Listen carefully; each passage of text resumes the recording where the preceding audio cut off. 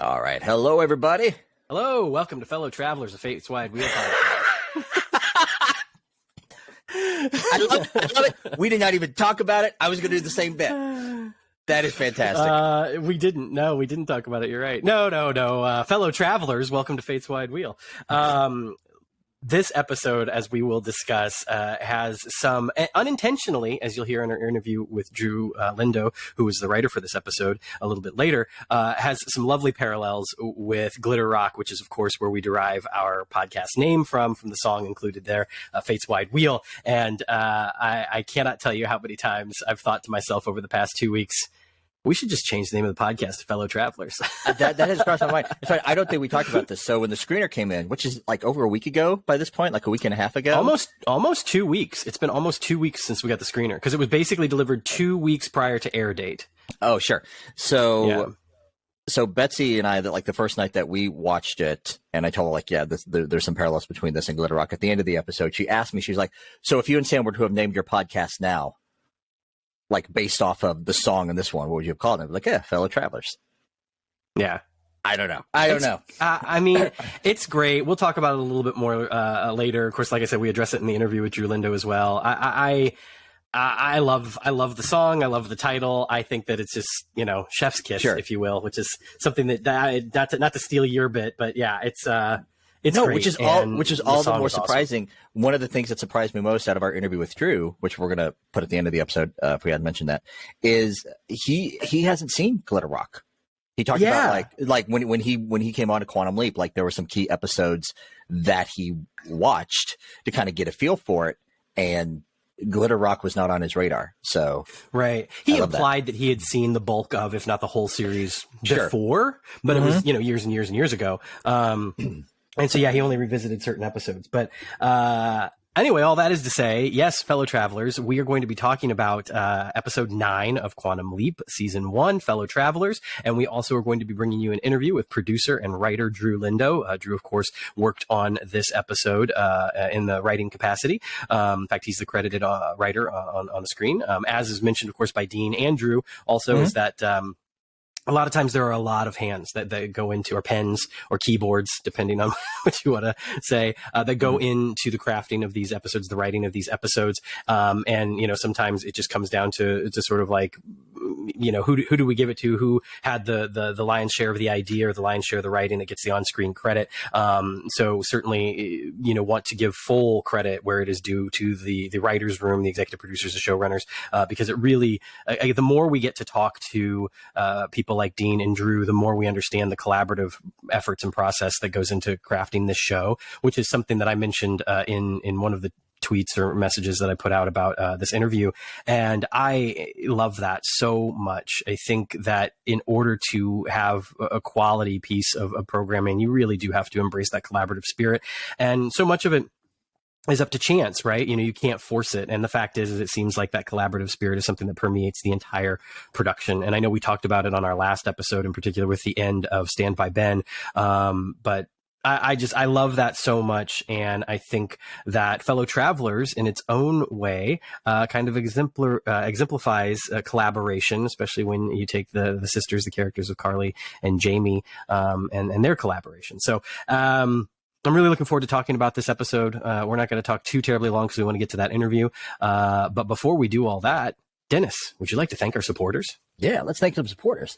Today, who do we got? We want to thank our donors here, our patrons. Al's Place, Sleep Fan Site, Bourbon and Board Games, Carolyn, Cosplay Dad, Joanne Bartlett, Dana Bius, Rich Bourque, Kevin, and Kevin Butcher, Carol Davis, Deckslower, Dermot Devlin, Barry Donovan, Brian Dreadful, Troy Evers, Larry Ganni, Jason Geis, Michelle Hoffman, Amy Holtcamp, Bess A. Korey, Lady Eternal, Robb Nunn, Oddly Specific with Audra, Christopher Redmon, Adrian Saul, Karen Saxon, Mike Stouffer, Heather Sturbiak, Damon Sugamelli, Larry Trujillo, Stuart Williams, Jill Wilson, our anonymous donors, and of course a special shout out to Jessica Conger and Betsy Freimeyer, our spouses who provide vital childcare while we record our podcast. Yes.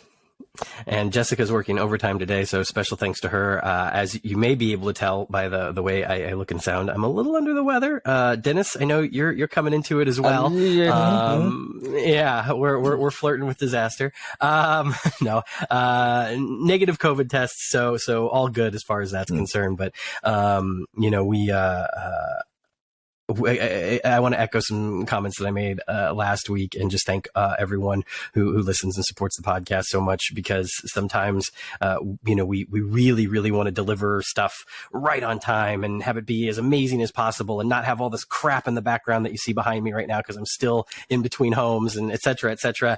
And the more I think about all that stuff, the more I understand, based off of the lovely comments that we've received from so many of you out there, is that you don't care. And some of you are just listening, not even watching, so it doesn't matter. But I just want to say thank you from the bottom of my heart to everyone, of course, who supports financially, but anyone who listens or watches the podcast. Thank you so much. I really, really appreciate it. 2022 was such an amazing year, is such an amazing year. We're recording this on New Year's Eve, so it's still 2022 for us. Sure. By the time you listen to this, it will be 2023. I'm looking forward to an awesome 2023. And if you want to donate to this podcast, follow the links that Dennis mentioned. Of course, I would always urge you, especially this time of year when so many people need it, especially with how cold it is outside, to support your community in any way that you possibly can. Put those dollars to good use. Set right what once went wrong yourself, fellow travelers. And if after all that you still got some quarters or pennies even shaking around in your pocket and you'd like to throw them our way to make sure that we continue to produce a podcast that we're proud of, that you're proud of, and that you want to recommend to your friends and family and everyone in between, by all means, hit those links and give us a little something. And I promise we'll put it to good use. I was going to make a joke about putting it to good use about buying a new house, but that would be a poor joke for many reasons. Sure. Yeah. But that said, we did finally close on the sale of our condo. So we are officially now no longer homeowners, but hope to be again soon. 45 days from listing to close. So not bad. We're happy with that. It's just been a long drawn out process for a lot of other reasons before we even got to list. So now we're in the hunt, and we'll see what happens. And hopefully some point in the near future, I'll be able to bring you my own personal studio that'll look as nice as Dennis's does with fancy pictures and books and autographs. My new the poster from Betsy from a print from JJ Lindo. This is for somebody up there likes Ben. So yeah. I think I'm gonna have to go with OE Little Faith, since you went with somebody up there likes Ben. I don't want to just copy you. Copy them. Eventually I'm gonna fill up. I like my favorite episodes or my favorite art. I'm gonna do the big ones, and then he has some like smaller versions. I'm gonna do some smaller ones. Betsy knew that Oh Ye Little Faith was my favorite episode, but she felt like artwork wise, she thought I would appreciate this one more. So that's what she got. Yeah, it's an incredible piece. Shout out to JJ Lindo. Like his work, I'm sure most of you are familiar with it and have seen the retweets, etc., and found him online already. Of course, the producers and the showrunners have also shared his stuff on Instagram and Twitter as well. Just incredible work, wonderful work. What a wonderful way to pay tribute to the show that we love. So I can't wait to see what 2023 brings from him, and certainly with where we're going down the road. Can't wait to see that Fellow Travelers poster. In fact, maybe I'm glad I've waited, because that Fellow Travelers poster could be pretty sweet. I think it's gonna. I almost feel like it kind of very heavily lends itself to a poster. Absolutely. So with that, should we dive in? Let's talk about Carly Farmer's US 79 tour. Absolutely. When it lands right here in Chicago, Illinois. Where should we begin? I guess at the beginning. So I just want to say right off the bat that one of the things that I noticed about this episode is that it just felt a little ever so slightly off in the first few minutes. And I can't put my finger on it 100%. There's just something about the rhythm of the episode, the pacing of the episode. It's not until they get into the theater and Addison pops in that I feel like it feels right, if you will. Everything before that, and it's short. I mean, I'm talking like 30 seconds probably of screen time, but it just felt a little disjointed. And I really can't put my finger on it, but there was just something about the pacing or the rhythm that didn't feel 100% quite right.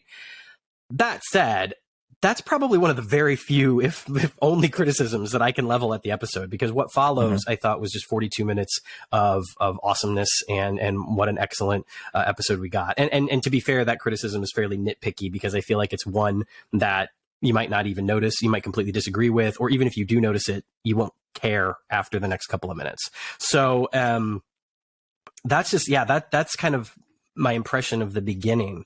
It's also interesting, of course, that we get a new teaser into the show. Why don't you talk a little bit about that, Dennis?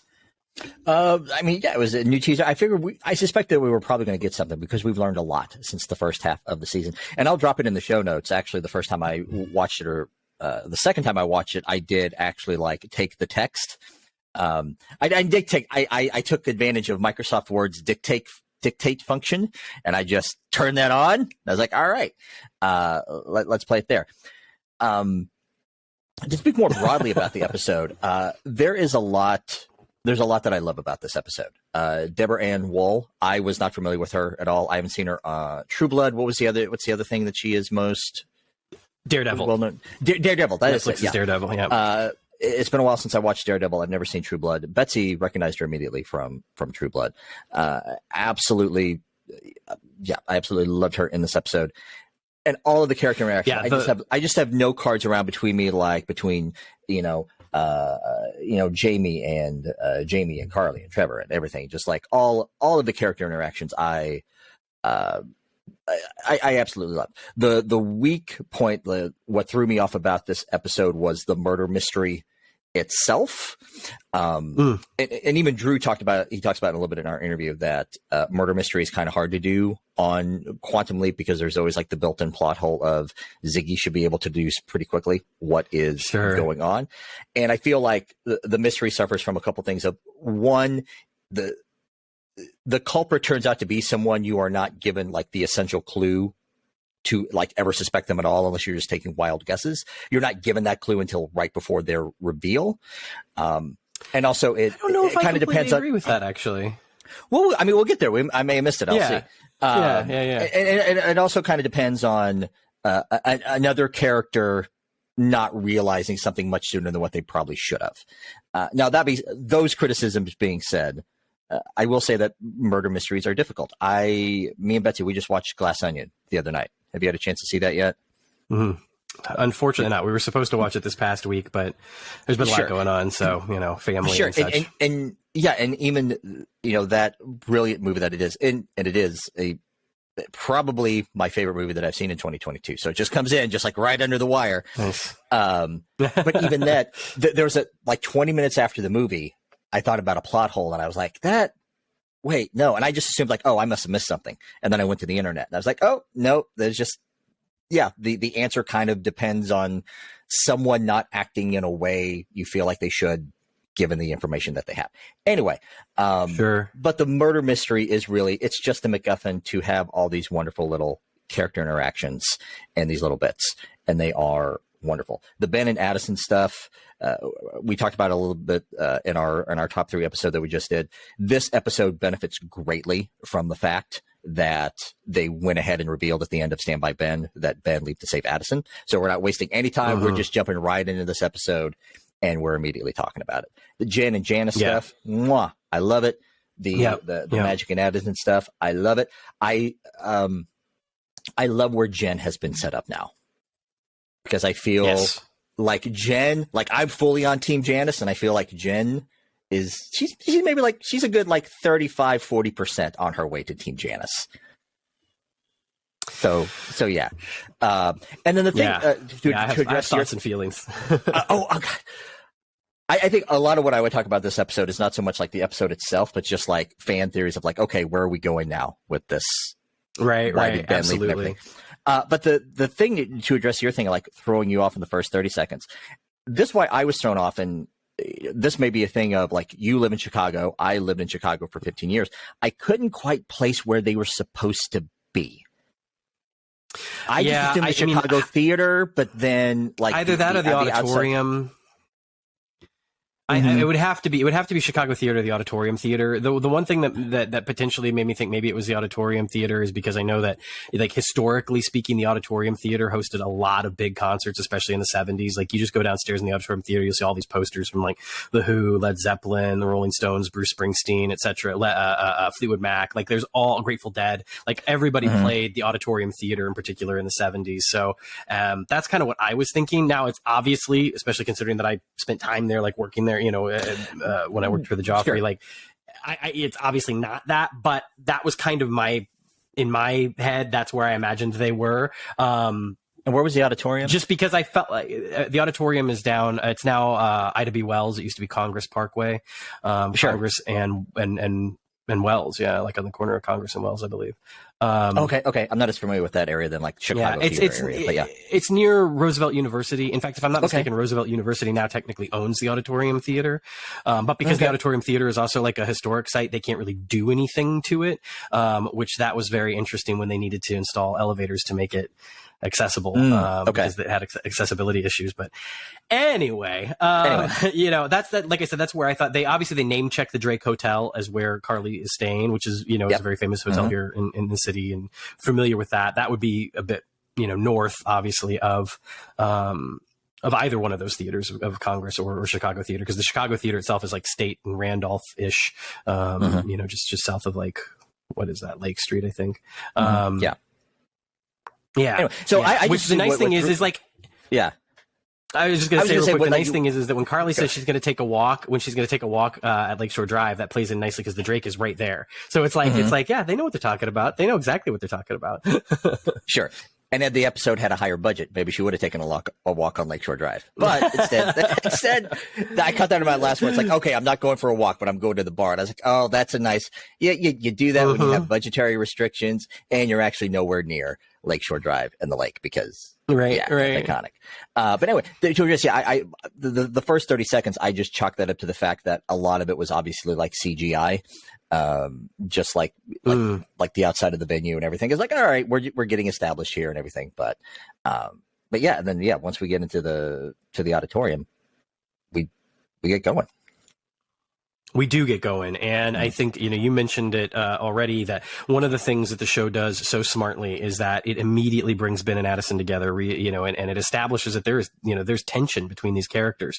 You know, we even see Addison right before she goes into the imaging chamber. And, you know, Magic and Ian have this little exchange, which is lovely. And yeah, Addison's not happy. And there's so much that plays out over the course of this episode. So many wonderful character beats for their relationship in particular. And again, it starts right away. And the lovely thing is that there are some wonderful little cues that are set up to let us know that they're distracted, you know, from the mission. Like Ziggy's trying to basically chime in, you know, like, hey, y'all, like there's something about to happen, like, come on. But you know, they're more interested in kind of having their discussion. The other thing that it's such an economical scene in so many wonderful ways, because the other thing that the scene does is it establishes that Ben's like in the habit now. You know, we talked about this before with the classic series, that there comes a point when Sam really is able to start figuring things out for himself, like with context clues of when he is, where he is, what he might be there to do. You know, there are a number of times throughout the course of the series, we'll see him basically beat Al to the punch. You know, I know when, where I am and what I'm here to do. And, you know, Al might have a little extra piece of information. And that's now similarly happening here. Ben knows when he is, he knows where he is, he knows who Carly is. He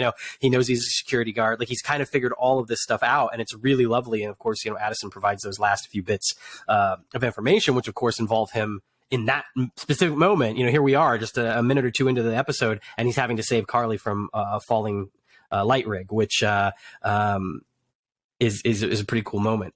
Deborah Ann Wall, I wanted to go back real quick, because from the minute she steps on screen until the minute that this episode finishes, the word that I used was luminous at one point.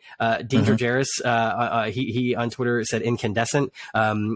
Both words fit so perfectly. She's so wonderful in this episode at every turn.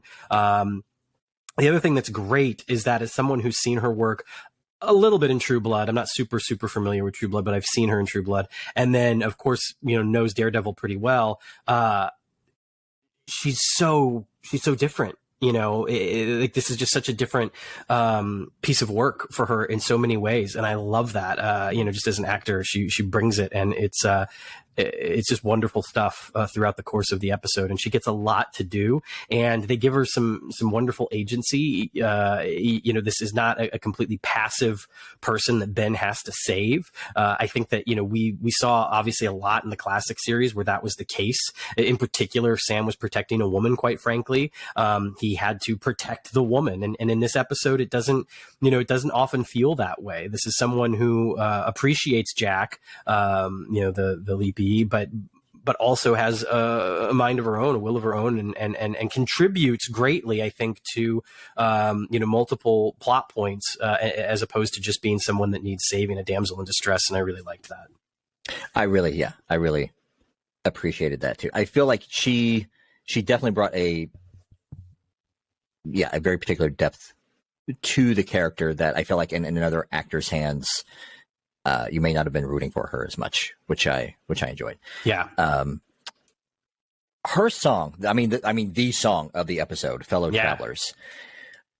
I know. I love that we get two different versions of it. We do, yeah. It's kind of in a vein of one particular Fleetwood Mac song. I just cannot place which song that it is. And I was actually flipping when we were out today with the kids. Like I had Fleetwood Mac going, and I was just like shuffling through Fleetwood Mac songs, like trying to find the song. But I could not place which song that it was. It's Edge of 17. Yeah, it's a Stevie Nicks song. It was actually released in 1982. So Carly got there first.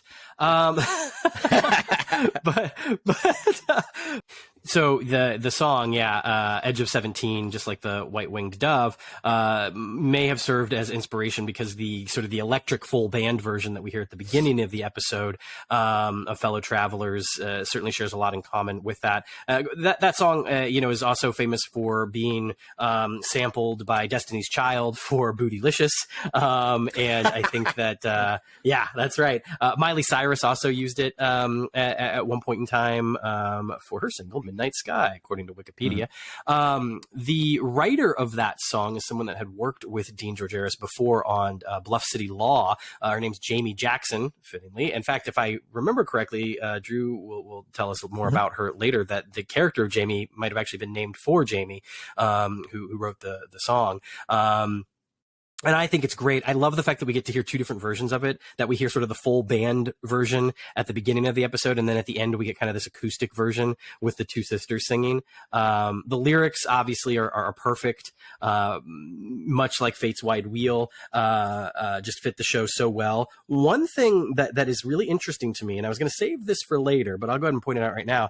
There's a line in the song, "A one-way ticket, that's the price you pay." And because we're at that point now in the series where I feel like we start getting enough information, like there's this part of me that's like, is this foreshadowing?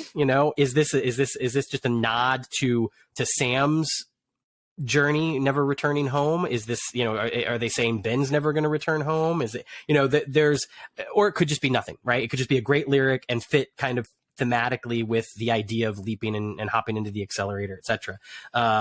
But it stood out.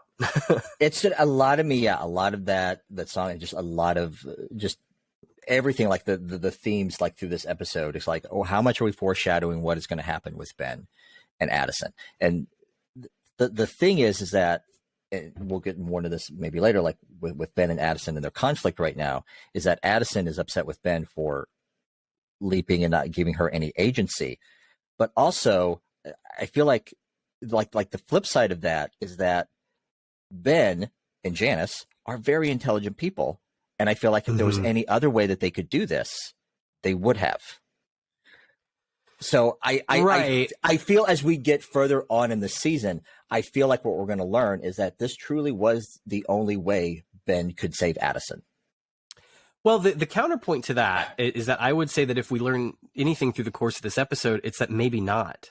Maybe had he told her more information, as Addison is able to prod him later in the episode to give Carly more information, they could have worked together. And I think that there's, perhaps an argument to be made for that. I think it's, one of the things that's wonderful about the show is Ben is not necessarily worthy of being on a pedestal, right? He has these very human characteristics and flaws. And one of those flaws is that the people that he's supposed to perhaps trust the most, he willfully decides to hide things from. And unless, of course, one of the things is there's even the argument made in the episode about whether or not he's trying to save Addison's life. And Jen, of course, brings up the point that, like, hey, he said this was bigger than all of us. And I think that one of the things is, it's like maybe saving her has nothing to do with saving her life. Maybe it has to do with saving her from betraying the team for some reason in some way, even if it's unintentional. Now, that's not even necessarily my theory. It's just something I'm throwing out there to kind of illustrate the idea that there's lots of different ways that they could go with the idea of saving her. And I think that because trust is something that is getting played with a lot here, it's really, really interesting to me the way that we are given reasons to doubt our lead characters, our ensemble, especially throughout the course of this episode, right? And that kind of the fulcrum for a lot of that ends up being Janice. Janice is the one that sows those seeds of doubt. And I don't think it's done in a way that she's trying to get them to distrust each other. I think it's because she's genuinely saying, hey, like you're saying, there's a reason we did this. Now, whether or not that reason was the only way or not, I think that's certainly going to be a point that's up for debate. And I hope that by the end of the season, it's a question that is still left kind of unanswered. Because I would much rather us be able to continue to have the conversation of, should Ben have told Addison? Should he have not told Addison?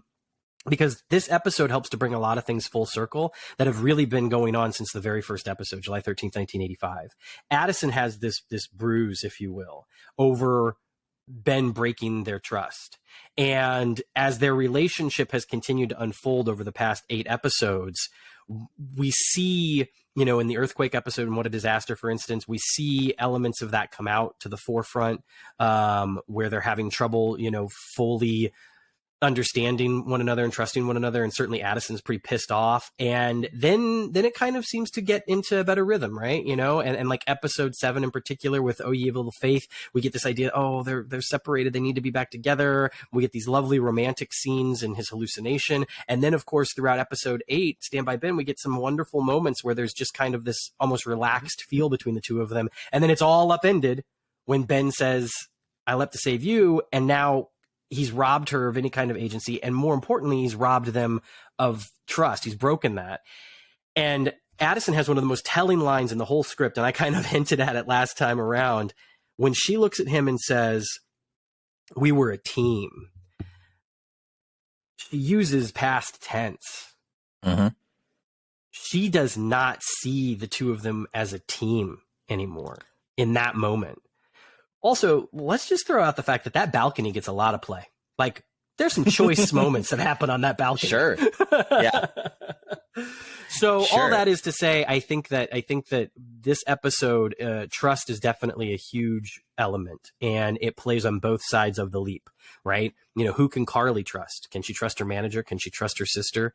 You know, who can Ben trust, right? Who can Addison trust? Who can Jen trust? Who can Janice trust? Who can, you know, trust is something, again, that I think is a huge element of this episode. And I love the way that it plays out. And I love the fact that by the end of the episode, there's still a lot of that's left up in the air.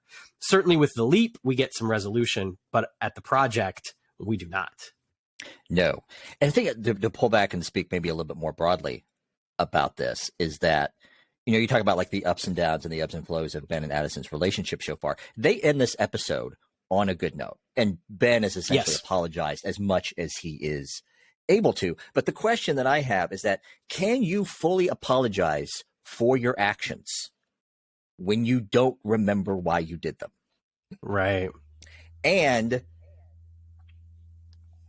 even though like they've ended on a good note, like even with no further developments, assuming that we learn nothing more in the next like couple episodes, what I think may happen, what I'm hoping is going to happen is like, they're still going to have tension in their relationship. Like everything is not just great now, because I think it's one of those situations like, you know, when you have a fight with a, you know, romantic relationship or platonic relationship, like you have a fight and you make up because that's what you want to do. Like you want to heal the relationship, but that underlying wound is still there, and it's not and it's not completely resolved. Absolutely. And I think it's you know, like you said, it's very heavy when we said like we were a team. And I was just thinking, if we had more time, if we had more resources in the next couple of days, what I would suggest that we do is that we intercut some of Drew's snippets into our episode, but we're not going to do that because we don't have those time and resources. But to jump ahead, like something that Drew says in our interview is that originally in the script, he had written, we are a team.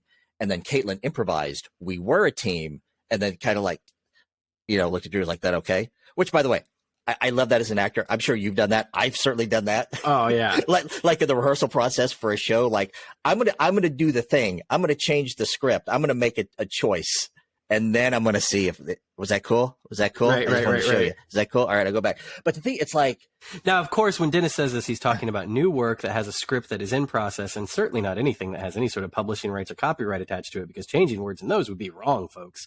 All right, thank you. Sorry. For legal, yeah, no. As they say on TikTok, for legal purposes, this is a joke. Yes, but anyway, but yeah, because I rewatched the episode this morning, and it was almost like an implicit breakup. Yeah. Yeah. I agree. And between that and between some other stuff that Drew said in his later view and on, and I know we're all over the place here. We're not really staying very structured. Hey, welcome to Fate's Wide Wheel. You've been listening to us for 5 years. You know the story. But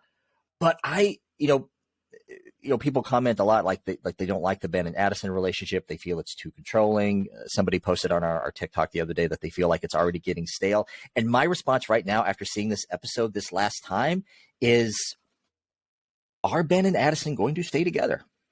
Right. Absolutely. They may still be teammates, right, on Project Quantum Leap. But I'm wondering if at a certain point the romantic relationship isn't going to come to an end. Right. I do think it will be interesting to see what types of risks they take. And again, at this point, I cannot help but have, a lot of faith in the team, just because there's been some risks already taken, frankly. There are certainly some risks that we don't see network shows take hardly ever. And so it makes me wonder, what type of stuff we might see. I do think that the way it's been set up, I'm, at this particular point, as is the lingo, the parlance, I ship Ben and Addison, right? Like, how could I not? Like, I want to see them together. But I do think it's an incredibly interesting choice if at some point, the relationship does fracture. It certainly gives a heck of a lot, especially for Ben, to play with, for Raymond as an actor to play with too. That sense of abandonment or whatever. There's also the flip side of that, though, is Addison, especially being a former soldier, could she possibly do that? Right? Could she possibly do that? Like, she's probably seen what happens when, soldiers like experience a breakup when they're on duty, right? And they're thousands of miles away. Well, now these characters aren't just thousands of miles away. They're separated by time and space and, physical presence. So, it's interesting, and it will say a lot about her character as well as to how she handles it going further. But I do love that the seed of doubt is planted. The other thing that I love is the fact that Magic once again displays this wonderful paternal quality, which I think serves as a wonderful reminder that this is more of a family than it is a team, more of a family than it is some sort of government hierarchy or project or military organization. Even though at one point Magic does even call the secret government or top secret government organization, with access to maybe one plane. But but I think that the conversation they have, that Magic and Addison have about Ben, is so wonderful, to the point that Magic says the words, I looked at Ben like a son. Magic feels betrayed too. And I think that that's the other thing, is that there is a motivation that it lies underneath the desire to get Ben home. It's to figure out why the fuck he did what he did. Like, what the hell were you thinking? Why did you do this to us? And I think that that's the other thing that I really love, is that, all of these people are hurt. And I think it's to varying degrees. But I think that Magic uses that paternal quality to try to hold things together. And I think that in some cases that might end up biting him on the ass, as I will still argue for the Jen and her father stuff. I think like his desire to try to keep everything held together, glued together, right? Like, I don't know if that's always going to be a good idea. And so to your point, like, maybe in this instance, he's trying to hold everything together, right? He's trying to basically keep Ben and Addison together, play the peacemaker. Maybe that's not what should happen. So I love that we can even question that, because I think to be completely frank, a lot of lesser shows we wouldn't question it. We would just take for face value, that, oh, everything's okay now, and I don't think that's what this show is. And that has me so intrigued for what's down the road. Mm-hmm.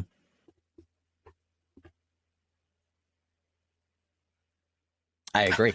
I don't have a good segue off of that. Well, here's something that I'll throw out there then. We haven't talked a whole lot about the mystery, the way that it plays out. And I actually like the mystery for a number of reasons. I love that they come up with the device, of course, that Jamie, the sister, was, probably wrongfully accused and convicted of this crime, of the murder of her sister. And that the interesting thing is that as you follow the breadcrumbs along the way, is that we do get some smoke and mirrors. We do get some red herrings that still play into, I think, the character dynamics and the relationships, which is really nice. One of the things that I love is that Addison goes to Ian to ask them for help in kind of figuring all of this out, because Ben is convinced that Jamie could not be the killer. And Addison, of course, is saying, like, this is what we know. These are the facts. Look at the facts. And Ian, of course, we learn that they love true crime, and that they don't believe everything on face value. And they have this incredible line, and I just can't help but quote it. Look, when I was 8 years old, I realized that about half of the world just blindly accepted as truth the construct of gender that is both artificial and profoundly limiting. So yeah, I'm suspicious of basically anything that people say is a fact. I love this. I love this so much. Our interview with Dean alluded to the fact that this was something that Mason came up with themselves. Drew talks more in detail about that in our interview, so I won't spoil that. We spoiled enough. And I love the line. I love the delivery. I love that it's something that Mason, contributed in some way. And I think it says so much about the character of Ian.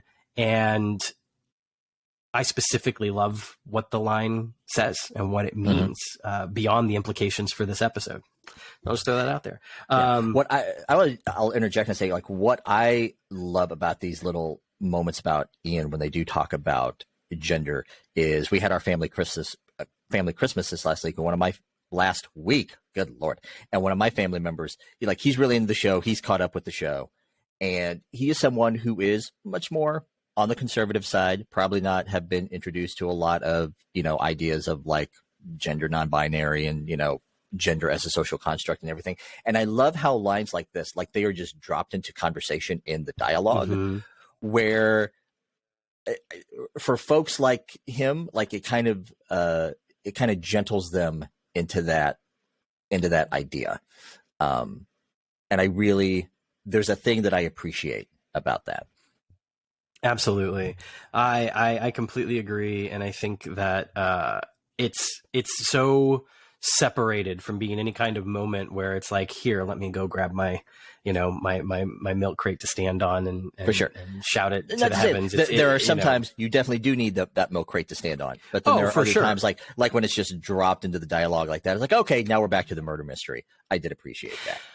And it makes sense. It makes total sense, and it works. And yeah, it gets them involved in the mystery and provides some extra motivation. I love the notion that as they're going through the evidence as it stands, that they're immediately questioning certain aspects of it. And one of those things, of course, is the notes.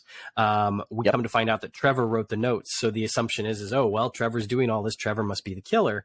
I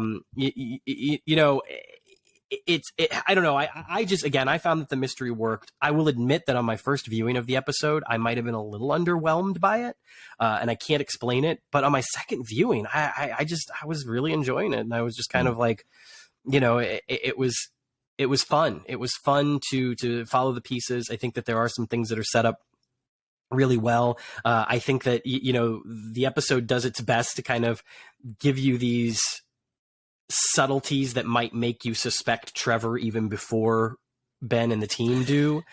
There are a lot of shots in the episode where they linger on Trevor at the end of the scene. Yeah. You don't consciously pick up on it. Yeah. But then there are a couple of moments where it's clear that it's, especially in retrospect, it's like, oh yeah, no, that wasn't him. Especially how spooked he is at the note, which brought Jamie into the picture in the first place. Which we come to find out later, of course, that the real killer wrote. There's just some great stuff, and Daniel Bonjour, who plays Trevor, I think does a wonderful job of. He comes off as someone that is concerned about his client, that there is a personal stake in this for him beyond it being just a job or just a money making venture. Of course, we come to find out that he's romantically interested and attracted to Carly, which of course causes all sorts of drama. Is he though? He says it when he's busted, but is he? On my last viewing, I took that note. I was like, wait, is that just a wild swing because he knows that he's busted for writing the notes? Or is this kind of like, when Sandy walks in on Michael Dorsey trying on women's clothes in the movie Tootsie? That's a deep reference for you. I did. I took this is something I did take at face value. I did kind of take that he was interested in her, but that's a valid point. Maybe he is just kind of grasping at straws. Because here's the thing, and this will lead into like my issues with the murder mystery is that you mentioned like he is genuinely surprised and freaked out when he sees Jamie's invitation, because he knows that this is something that he did not write. And then at the end of the episode, we find out that the only other person who knew that he was writing the notes was the killer, Loretta. Yes. And I feel like it should have clicked with him right then, or, sometime very soon thereafter. Like, oh, well, if I didn't do this, who's the only other person who knows that I'm doing this? The person who's mad at me because I cut the person who's mad at me because I cut them out of the songwriting. Yeah. You see? And I'm saying, it's a great point. The thing is, and the reason why I question, like, was Trevor really in love with Carly? If he was really in love with her, at that point, at least after like the jig is up, he's busted and he gets fired, which by the way, I love Ben. I love Raymond Lee in that entire scene when he's fired, like, I need your pass, I need this. And Trevor starts to say something and Ben, see you later, and just slams the door in his face. I love that moment. Mwah. It was lovely. I also love that it's Carly that fires him. That Ben does not push that on her. That again, Carly has agents, and Carly makes the decision to say, you're out of here. And I really, really like that. Yeah. But you would think that shortly after that, Trevor would really start going, okay, it's not me. Someone's definitely trying to kill her. He would start putting the pieces together. He would just be in the hotel, like, drinking himself into a stupor, which is what makes me think, like, I'm not taking at face value that he is truly in love with Carly.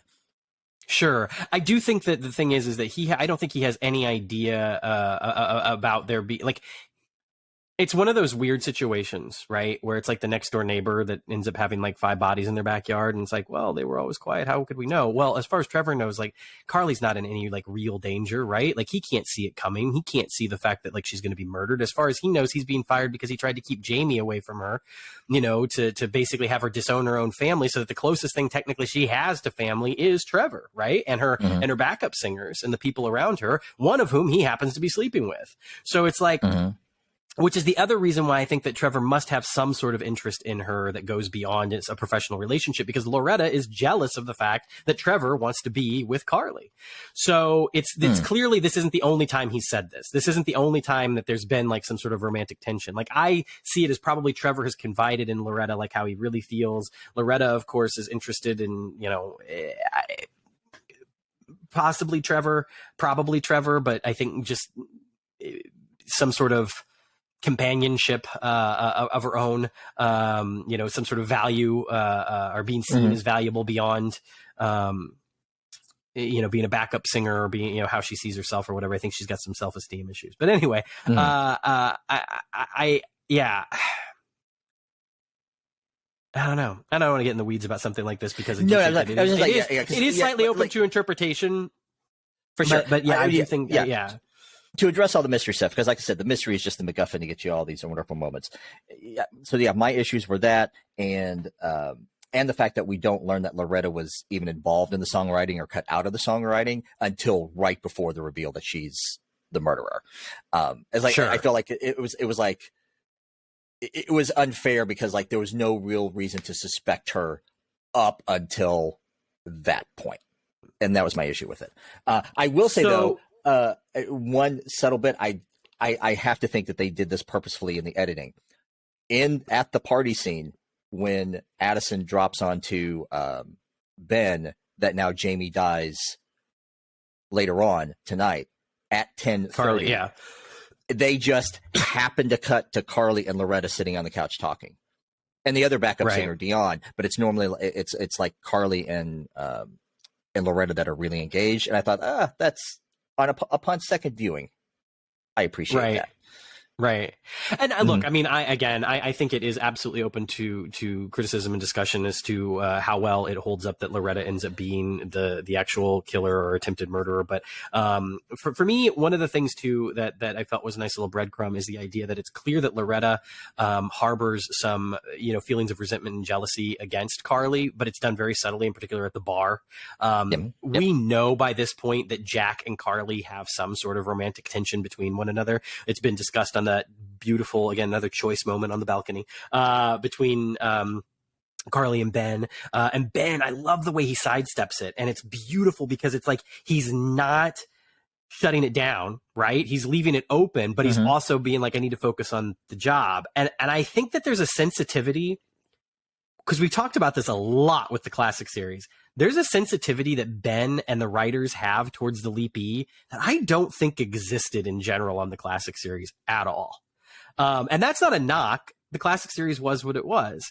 But so often there are moments and things that occur while Sam is in the Leap that you just can't help but feel like that should have been the Leap E, or that there should have been a little bit more weight to that. And I love... Sure. I would say, or more, what Claire Feeney, what she brought up at the end of What Price Gloria. What the hell situation is Sam leaving Samantha Stormer in? Yes. When she leaps back after she just did what she does to Buddy Wright in that episode. Absolutely. So yes, I totally agree. Yeah. So I love that. And I love the fact that, again, that this is something that gets kind of brought up a number of times throughout the course of the episode, and the tension between Carly and Jack is not necessarily the tension between Carly and Ben, which is lovely. And again, the fact that Loretta seems to have some desires for Jack, which are unrequited. And so she's just like, I'm going to have to go find my future ex-husband somewhere else. It's a telling moment. And I think that it lends itself well to what we do find out about Loretta again at the end. But I also agree with you that, yes, the information that we get right then and there before, of course, Ben and Addison kind of make that discovery together, that, yes, of course, it comes at you pretty fast, and it comes at you right before the action has to occur. So it does feel almost sort of like, oh, by the way, look over here. So I get what you're saying. I totally get what you're saying. Sure. And the thing, to jump back to what you're saying about like how the writers treat Ben versus how the writers treat Sam, is I really appreciate how what I think the writers are definitely going to avoid with Ben is that in so many episodes, Sam had an almost antagonistic relationship with the women in the Leaps, and that always meant that he was attracted to them, and by the end of the episode, they were making out. Right. And we've talked about that before in previous episodes, and I don't think, I mean, for now, at least Ben and Addison are romantically revolved. I'm just going to drop that. But anyway, what I love is, like you say, with the care that they treat Ben with the Leapy and the relationships that he has. I don't think Ben is always going to be perfect, but yeah, to agree with what you're saying, like I love the care that the writers are putting into how Ben interacts with the people around him and how that's going to affect the Leapy when they come back. Well, I love the idea too that Ben spends this leap kind of evolving as a person. We see him making the same mistakes with Carly that Addison is arguing he made with her. He's trying to protect her instead of supporting her and advocating for her. And throughout the course of the episode, there's definitely some character growth because he does, a little over halfway through, he stops trying to protect Carly and starts trying to support and advocate for her. And in doing so, literally has a scene, which again, we'll talk about later with Drew, where he is talking to Addison through Carly. And I think that it's wonderful to see that. Now, whether that growth sticks or not, we'll see. And that's not like something I'm saying like the writers better get this right. That's just human, right? That's just a human characteristic that sometimes we make those changes. We have those moments of growth and then we regress, we might, it's a constant journey. It's a constant process. Yeah. Now, in counterpoint, in defense of Ben, I mean, you had these situations. I know I've had these situations where you are withholding information with someone, and you feel like that is the best thing for them at that time. It is not the right time to tell them. Maybe it's never going to be the right time to tell them. And I'm sure that I've made mistakes with that. I'm sure you've made mistakes with that. So this is the situation that Ben is in right now. But this is true for both of Addison, him withholding information, and him withholding information from Carly. Is that, and I've said this before on the show, we agree, time travel makes things fucking weird.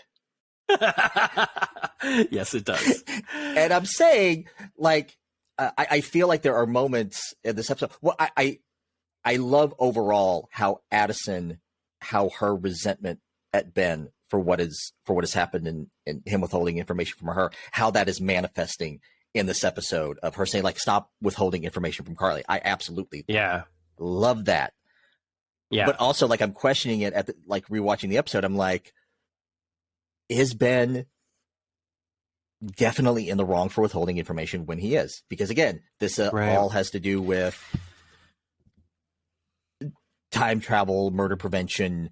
What's the best thing to do? But you also got to keep the plot moving. Because also, like, upon this last viewing, I'm like, only because we have to keep the plot moving along are we getting to the point where we have a scene later on where Carly says, okay, someone's trying to kill me. I have to get myself out in the open and I have to do the concert.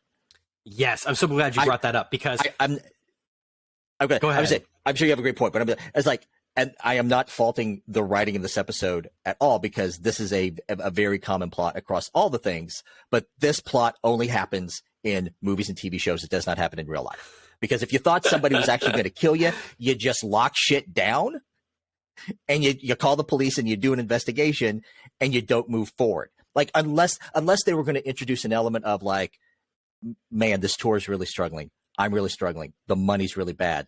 I have to go on stage or there are serious financial implications.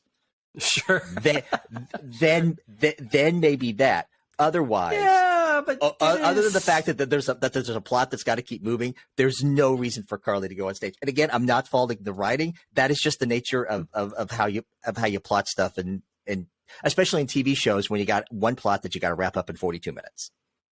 But look, Dennis, Carly's a Chicago kind of girl. She loves deep dish, like she wants to give those Chicago fans a show. Sure. No, I totally see where you're coming from with that. But one of the byproducts of that moment, though, whether it's a trope or not, is that, again, Carly's agency throughout the course of the episode is so refreshing to see. And she makes two big choices towards the end of the episode that impact, I think, the resolution as a whole. She's the one that decides to accept Jamie back into her life.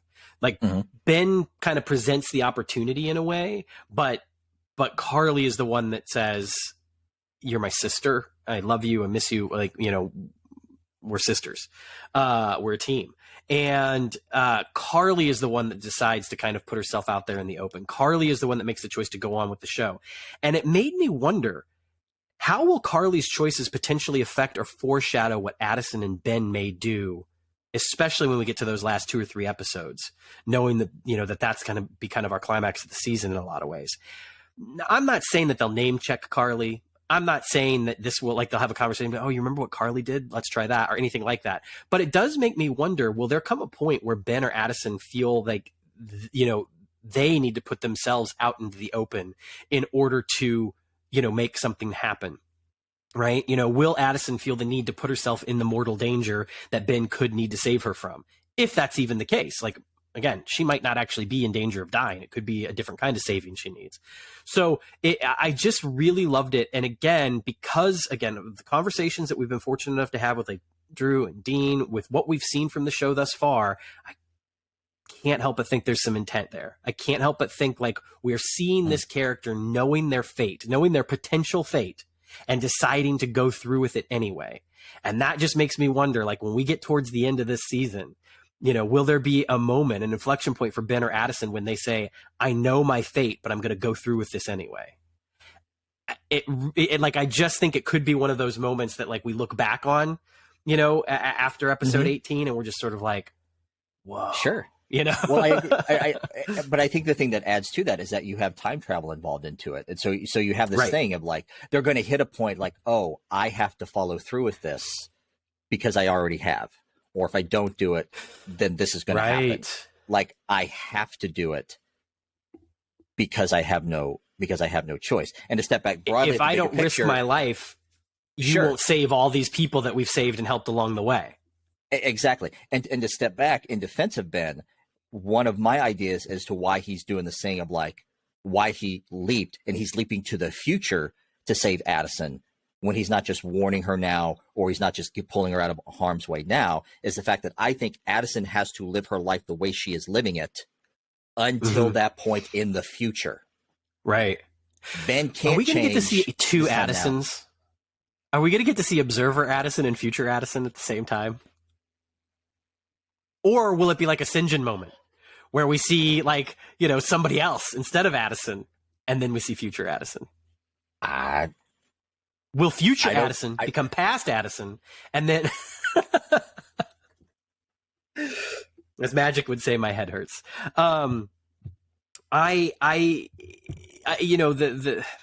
I think ultimately that throughout the course of the episode, we get so many wonderful moments in the leap that the leap holds together very, very well. And then ends, of course, with that beautiful acoustic rendition of Fellow Travelers. The song is dedicated to fellow travelers. It's this great sort of meta moment, Carly dedicating it to Jack, which of course, resonates with Ben. The note I took is Fate's Wide Wheel will now be known as Fellow Travelers. But I already did that joke. So, the Addison playing with Ben at the very end, like when Ben is like, if you tell me that Carly's still going to die, and I love that sense of play between them, because again that connection seems to be reestablished. Ben extended the offer saying we're going to do this together from now on, and it seems like Addison has picked up on that. But as you have pointed out, that doesn't mean that wound, that bruise, it distrust fully goes away. We get some more wonderful hologram special effects throughout the course of this episode. There's a moment where like Addison, goes from sitting in the seats to on stage, just like Al used to do. We get stuff falling through her, passing through her a couple of times. It's really nice. The thing we haven't talked a whole lot about over the course of this episode, and the thing that the project stuff is just like, oh man, we got to relish this. And rewatching it was so much fun. So I encourage people to not watch this episode once, but to watch it twice, or at least watch what I'm about to talk about twice. Those Jen and Janice scenes are gold, just solid gold. Jen pinpointing where Janice is, having that, that faith and just saying like, this is where I'd go, and Magic having the faith in her in return to just be like, get on the plane, is really nice. It's really cool.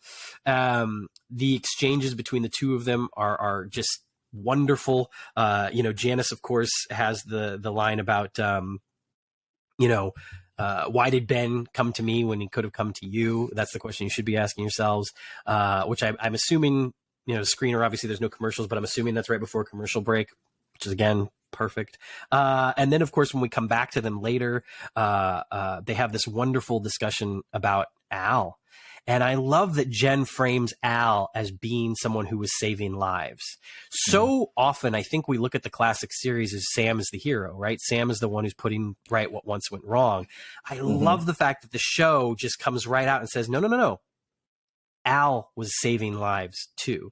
Al was making a difference. In the last week, it's funny you mentioned it. In the last week, I've seen this weird, like these few tweets come out on Twitter, like this idea that Al was really the better man. Like we always think of Sam as the better man because he was the hero. He was one out there in harm's way. And Al, he made some very questionable choices and said some questionable things about women, throughout the course of the series. So surface level, it's very easy to think of Sam as the hero, but I've seen a lot of these tweets in this last week where it seems like no, Al was the hero. Al was the better man. And I find that fascinating in relation to what you're saying. Yeah, well, and the idea that Jen kind of tries to play a little bit on the hero worship that Janice seems to obviously have for her father, rightfully so, and then of course we get the beautiful, wonderful, playful line from Jen about questionable fashion choices, which we'll talk more about in our interview. But and I'm left with this feeling after that scene, and once of course Janice comes to the project, I'm left with this feeling, as you said last week on the podcast, someone can't be trusted. I don't know for sure if it's going to be one of our core team members or if there's going to be someone we're introduced to down the road. If the person that can't be trusted is as obvious as Martinez, yeah, right? Makuta. You know, or if it turns out to be that we can't trust, you know, Jen or Ian or Magic or Addison, like somebody. And there's a part of me, if I'm being completely honest, there's a part of me that's leaning towards the person who can't be trusted. And I don't think she's even aware of the fact that she can't be trusted, is Addison. And I think that when Ben says he has to save Addison, it's not saving Addison from dying. It's saving Addison from making a bad choice. It's almost as if, here we go, I'll throw this out there. It's almost as if Luke Skywalker had the opportunity to travel back in time and keep Anakin from going down that path to the dark side. And that, to me, is A, far more interesting than him just saving her life. And B, also far more interesting than Magic or Jen or Ian being the one that betrays the team, you know? And again, if Addison's unaware of it, like if Addison doesn't realize that that's even a possibility for herself, like, it just provides so much cool stuff. And of course, it plays into the fact that this is a show about time travel, as you said, right? And the only way for Ben and Janice to have any awareness over this fact is because of time travel, right? And perhaps the person that is able to tell them what happened because of this, because of time travel, is Martinez.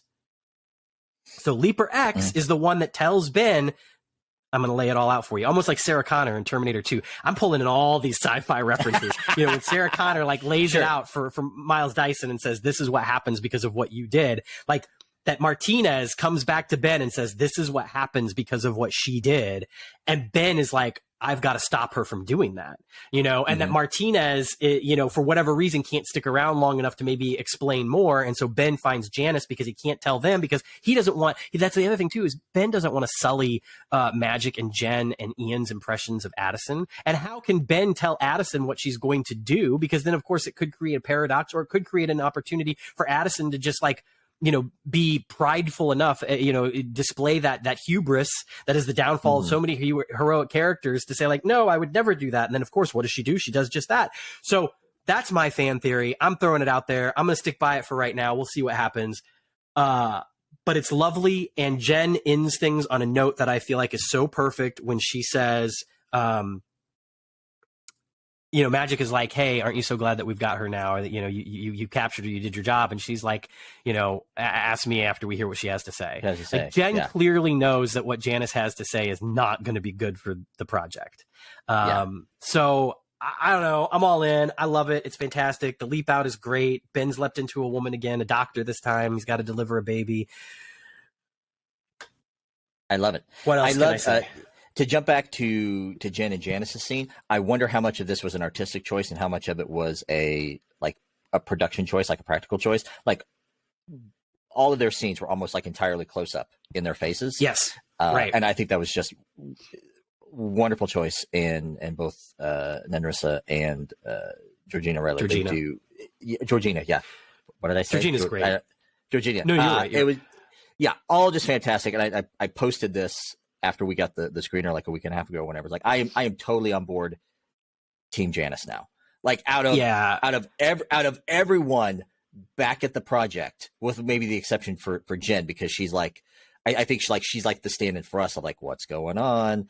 Like I trust that Janice has pure motives. Like I know that she has another motive separate from Ben. She has another motive separate from Ben, but I don't think she has been deceptive to Ben in any way.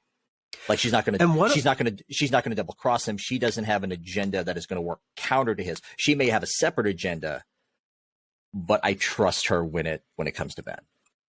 Absolutely. I completely agree. And I think the other thing that I'll say kind of in closing about Georgina and Janice is the fact that like, what a wonderful multi-layered textured performance we're getting from Georgina. Like the idea that here is someone who believes they're not good enough and yet knows that more often than not, she's the smartest person in the room, except for maybe when she's in the room with Ben or Ian. She gives Ian like a kind of a little nod, like sort of like, oh, this is how you tracked me down, isn't it? And, you know, and Ian, they have this wonderful line where they say like, you know, I can't tell you that that's what I did, but that's what I did. And you know, there's some really great stuff going on. But yeah, this person who has kind of been told that they're not good enough, or sheltered in a way because maybe there's a fear that they're too good at what they do or what they know, or they're too smart or whatnot by Beth.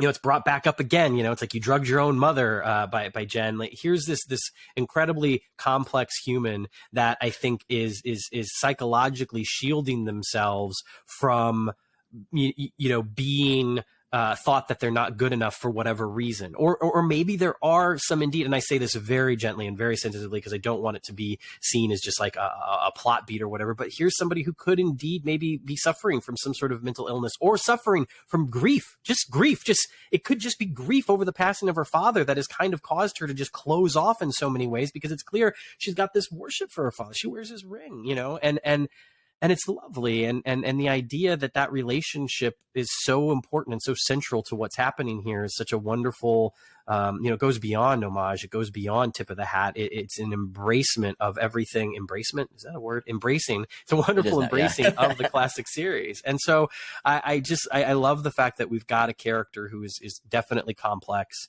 and not just for the sake of being complex. Like, I genuinely feel like they've earned that Janice is the way that she is because of all of the things that we've been told about her so far. A hyper-intelligent human who's not been given the opportunities that she probably so richly deserves because one person has been protecting her. Other people, might be doing the same, or maybe there's other ulterior motives. And the one person that seemingly might have believed in her the most died. So yeah, I love it. And I think that it'll be really interesting now that she's at the project to see what happens. I think things are about to get wild. For sure. And to touch on that tangentially, because you talked about, like, she's very complicated because she's dealing with perhaps mental illness and grief. Another small theme in this episode that I loved and that we haven't touched on is the fact they talk on, they speak about addiction and substance abuse. And I love, like, Ian has a line in this. Yes. How.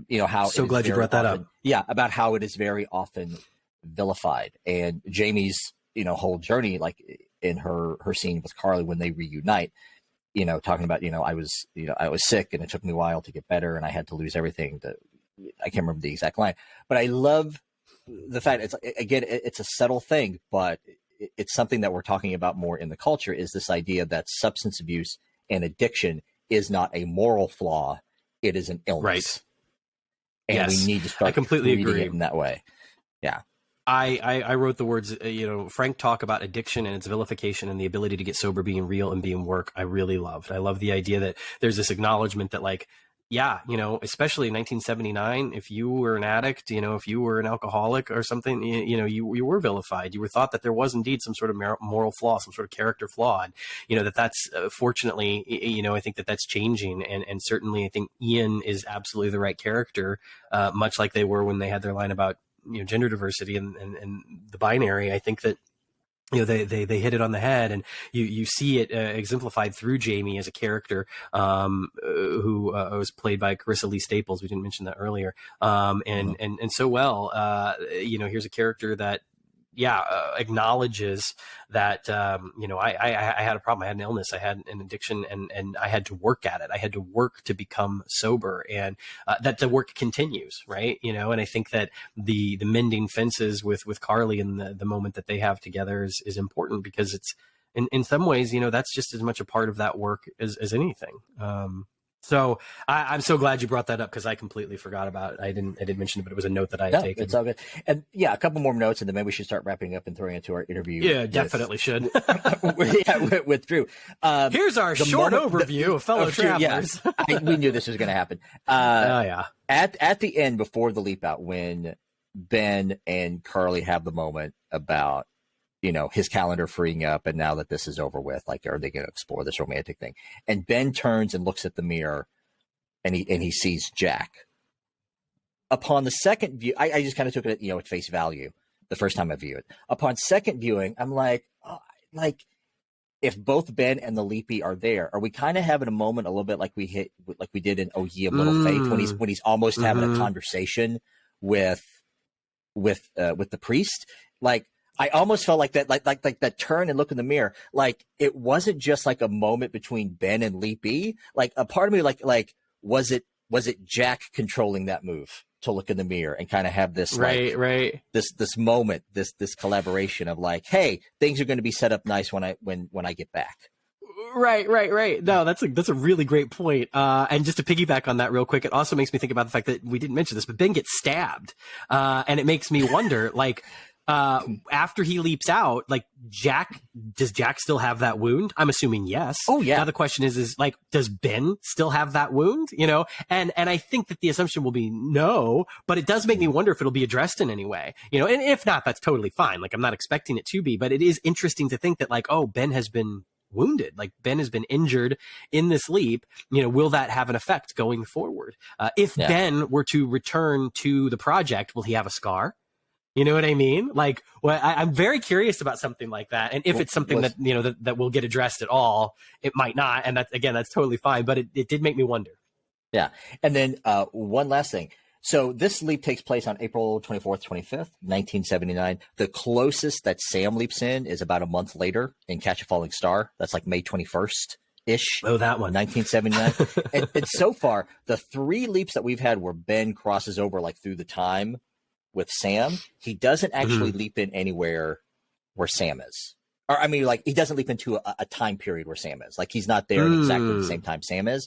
And I wonder, I'm just curious to know if that is something that the writers are intentionally being mindful of, or if it just happens to be coincidence. Here's I'll throw 2 cents at you real quick. I wonder if it's one of those things that, much like what Dean said about the waiting room, is if it's one of those things that they say, we can do it if we want to, but let's make sure it counts. Like, let's make sure it means something, to the point that, like, and again, this isn't me trying to be like, Scott's going to join the show someday or whatever, but, like, you know, if they do get Scott to guest on the show at some point, would that be a consideration then? Right. You know, not that would be the episode that Scott's on, right. But that if they share the same time and place, perhaps, that leads to, of course, them crossing paths, like, literally, at some point as well. So I don't know, but that is interesting. What do you think? I'm curious, because I don't know that we know this information for certain. Maybe we do, and I've just completely forgotten. When do you think Ben is for next week's episode at that leap out? Because I wasn't able to pin it down, and thinking about the slingshot, the yo-yo effect and everything, it seemed like he was awfully close to 1979, as opposed to it being further apart, which I think that, you know, that's kind of the theory, is that the leaps will keep getting further and further and further apart until he slingshots into the future. That's a good question. I don't think we know this information. Like I said, costume-wise, it looks pretty close. But I'm curious, like, if we're doing like a slingshot thing, is there going to be a thing where 2 leaps are like really close together? So it's kind of like a woo. Further apart, further, and then I don't know. If you're not watching on YouTube right now, Ben just made a scintillating Dennis just made a scintillating hand motion. Yeah, sure. So go over to YouTube and check that out. That's interesting. I'm wondering if that's something that we'll get more about at some point. Like, in particular, if they'll have something to say about, you know, the whys and what fors of the leaping, or of course if Ben might address it at some point, or Janice, we'll see. But I think we're gonna learn a hell of a lot more, and we're probably gonna start learning sooner rather than later. You know, I think it's gonna start moving pretty fast, and I am ready. If it's not, like, I love your theory that Ben is leaping to save Addison from herself in a way of like some action that she does. If it's not that, I do want it to be one of our core cast members who is compromised in some way, has ulterior motives that we don't know about, because I don't want just someone to be introduced out of the blue at the project. I agree. I want it to be one of our core cast members, and I want it to be a Ted Danson at the end of season 1 of The Good Place moment, where everything is just upended, and maybe it's Ernie Hudson, maybe it's Mason. Who knows, where they just give that demonic laugh, like, ha, ha, ha, ha. That's a stretch, I know. Or no, who knows? You know, and of course, also, I don't think they're going to do this. I don't think they're going to do this, but I think we have to address it, because I think some listeners may think that they're going to do this. The compromised person could be an evil leaper. Right. Yeah. I don't think that's going to happen. I just have to throw that out there. I also think that one of the things that's really cool, and this is not new information, it's something that's been talked about quite a bit on social media, and I mean, we've even talked about it a bit too. I think that the idea is that it makes a lot of sense for the team to think of Martinez, to continue thinking of Martinez as an evil leaper, right? Or to maybe frame him in some fashion as being suspect, Yeah, exactly. Not aligned with their goals and values, if you will. But I think obviously it's far more interesting if that's not the case. But I do think it opens up the door to having a discussion about that at some point. So yeah, we'll see what happens. But yeah, that's all we do. But at that point, I think we should throw it to Drew. We had such a wonderful conversation with him. As far as fan wank, he was such a good sport. He played a short game with me towards the end, and he has a fantastic poker face. Yeah, he does have a fantastic poker face. He also is incredibly articulate, obviously very intelligent, very passionate about the work that he does. And I just thought that not only did he come across so well, for the purposes of the interview, but I think that if you're listening to this, you're going to walk away feeling like you've learned things about the show. I think you're going to feel as though, you're not getting any spoilers at all. But I do think that you're going to maybe be able to make some even more educated guesses. And there's lots of great educated guesses happening out there between Twitter and Facebook and, Discord, etc. And we love them. We love seeing it and love all of that. So please keep it coming. Even if we're not always necessarily participating 100%, it's awesome to just see the conversations continue. And I think that Drew's interview will be, ripe with opportunities to continue the conversation amongst ourselves, because it was great and he's fantastic, and I really hope we get the chance to do it again sometime. So thank you so much, Drew, and throw us over there, Dennis. All right, this is me. Boo! Putting the sound effects up there. Drew, welcome to the show. Thanks so much for having me, guys. Yeah, absolutely. It's our pleasure. I was super excited to be able to talk about Quantum Leap, and obviously specifically somebody up there like Ben and fellow travelers, which by the time this airs will have aired itself. So to kind of just to kick things off, talk a little bit about how you came to Quantum Leap. So I had worked previously with Martin Giro, not on Blind Spot, but we had developed and sold a couple of pilots together to Fox and NBC. And sometime in the spring, I was working with him on another project, just in like a little mini room.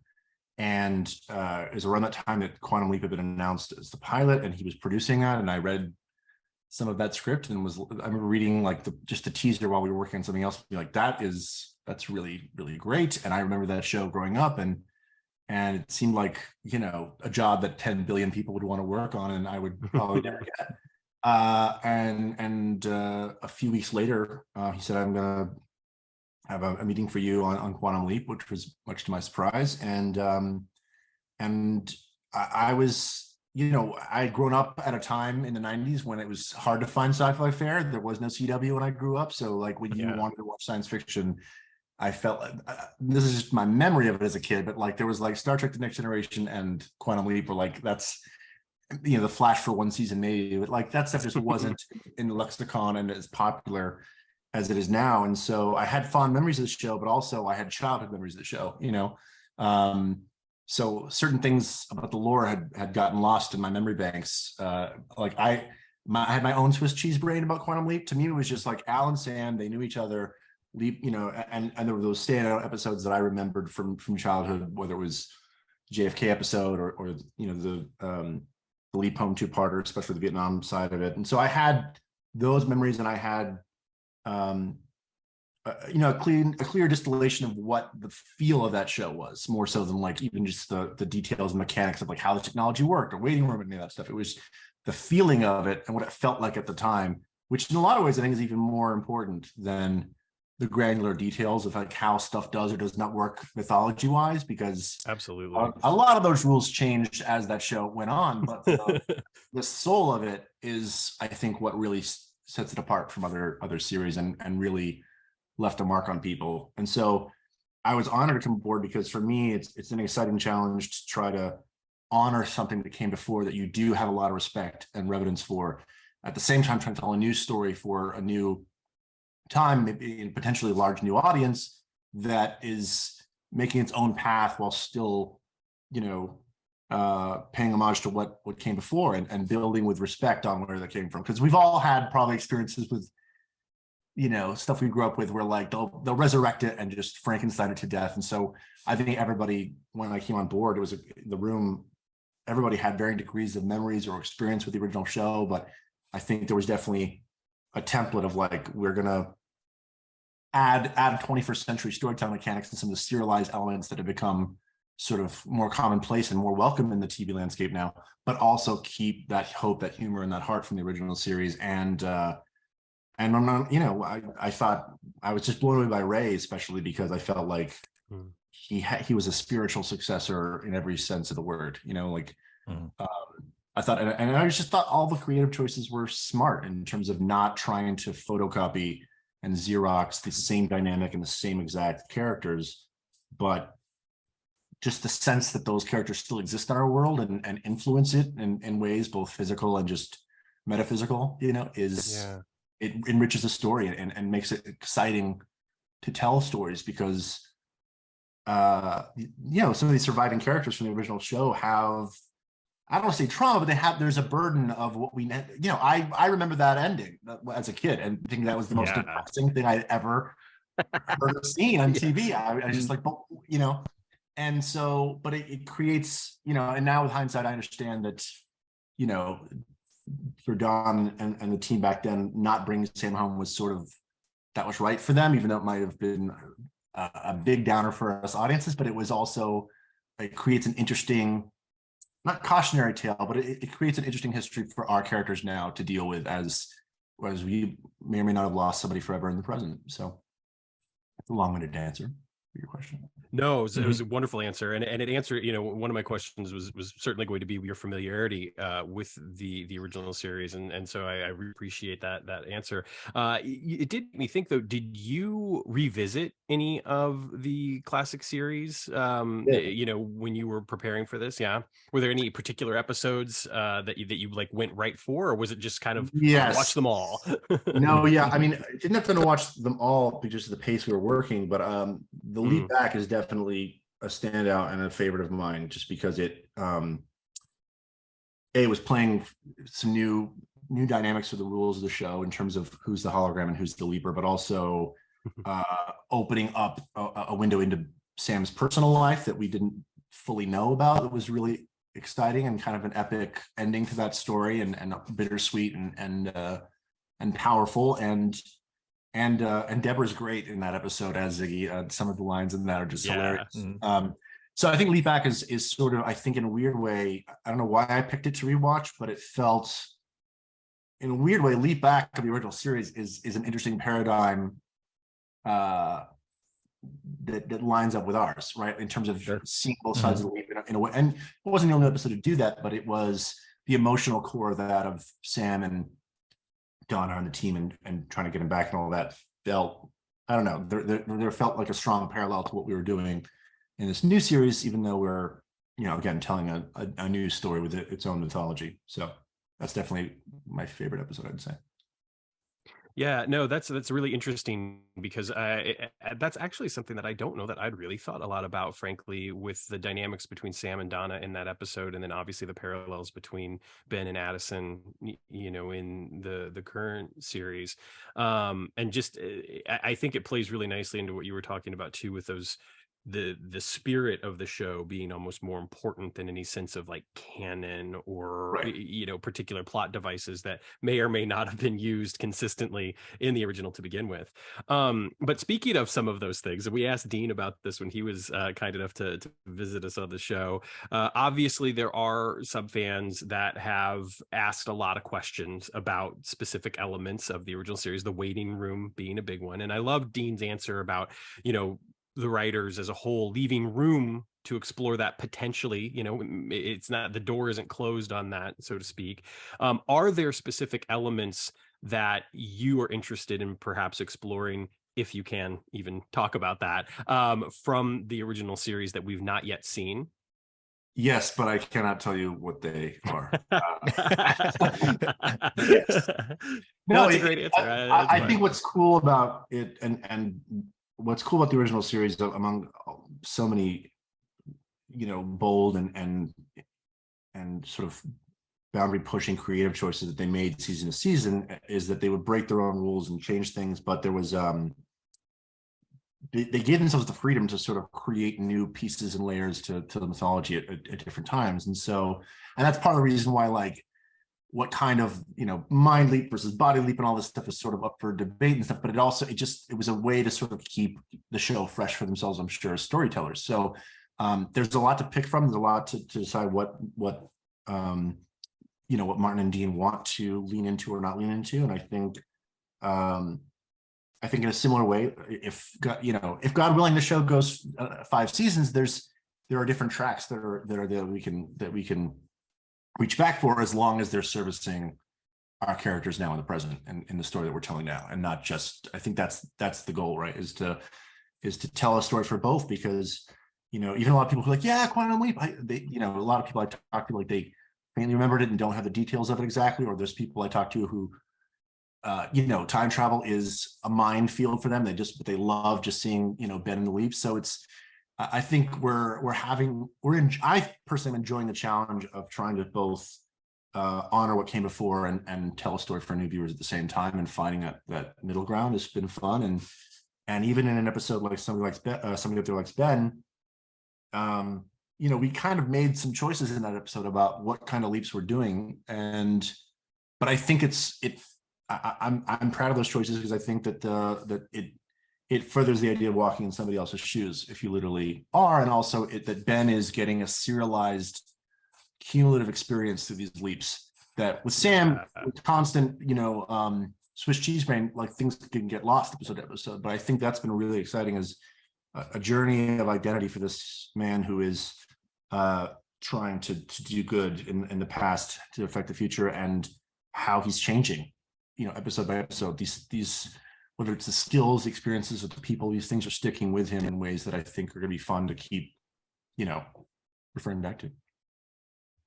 Yeah, I think that's something that we've certainly picked up on, and I know that some of the thematic elements that have been, slowly tied together throughout the course of the season thus far, certainly with things like, found family versus your real family, and certainly kind of, the idea of those, not to use too cliche of a term, but the sins of the past, and certainly with a character like Janice, some of the stuff that I think that you specifically have gotten the chance to explore with her has been fascinating for us. We actually did an episode a few weeks ago with a guest co-host, and her favorite thing about the show really is the history of the Calavicis, and in particular, what Janice means to this iteration of Quantum Leap, and being that she has such a huge impact in somebody up there like Ben, and also some very important moments in Fellow Travelers.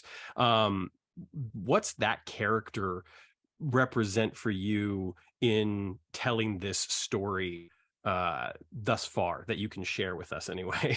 That's a great question. I'm going to try my best to answer without I know that, having spoken to Brian and Stephen about this in the past, I know their original draft of the very first draft they ever wrote, I think, of the pilot, there was going to be a Dean Stockwell cameo, and that he literally passed away the same week that they had written that draft. And so, it's a shame that we don't have Dean Stockwell in our world, but his memory is indelible and his presence is indelible. And I think what's great about Janice is, to new viewers, she is mysterious and clever and cagey and very capable. And I think to people who are familiar with the show and know how Janice came to this world in many ways or respects, there's an inherent allegiance to what her father created and what it represents and what it means to her.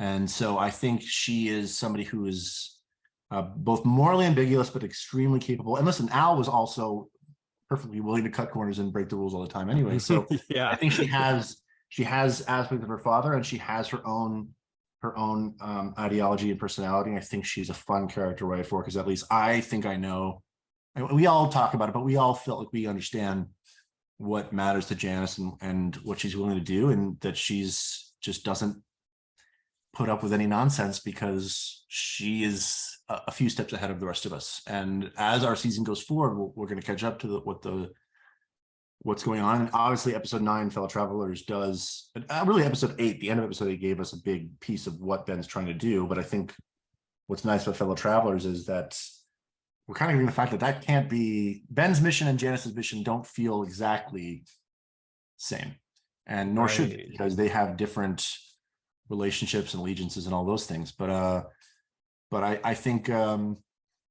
she's a badass character, and I think Georgina does an amazing job playing her, and it's fun to have somebody out there who also balances out the spiritual alchemy of our cast.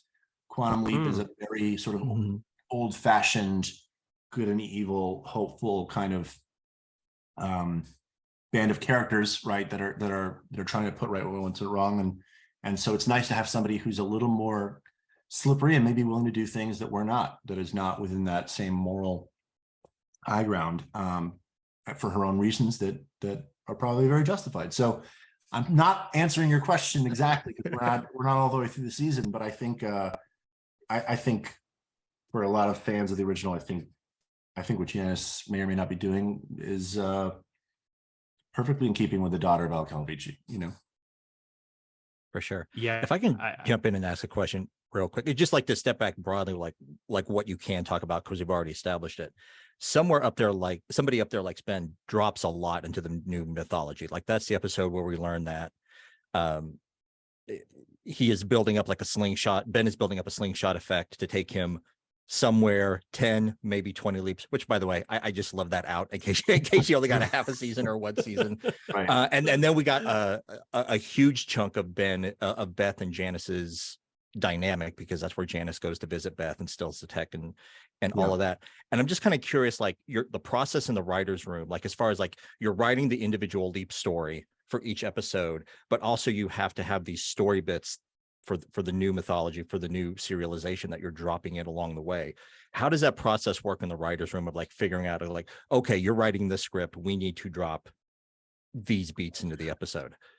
That's a good question. I think in the early going, some of that stuff was more like we were still sort of finding our way with some of that stuff. Like there's elements that were going to be in episode 3 that wound up in episode 4, and things were sort of still shifting around just in terms of we had our own characters at HQ. We have Magic, we have Ian and Jen, we had elements of their backstory we were still starting to poke at, that like in Magic's case does relate to Janice and the Calvicis and the program.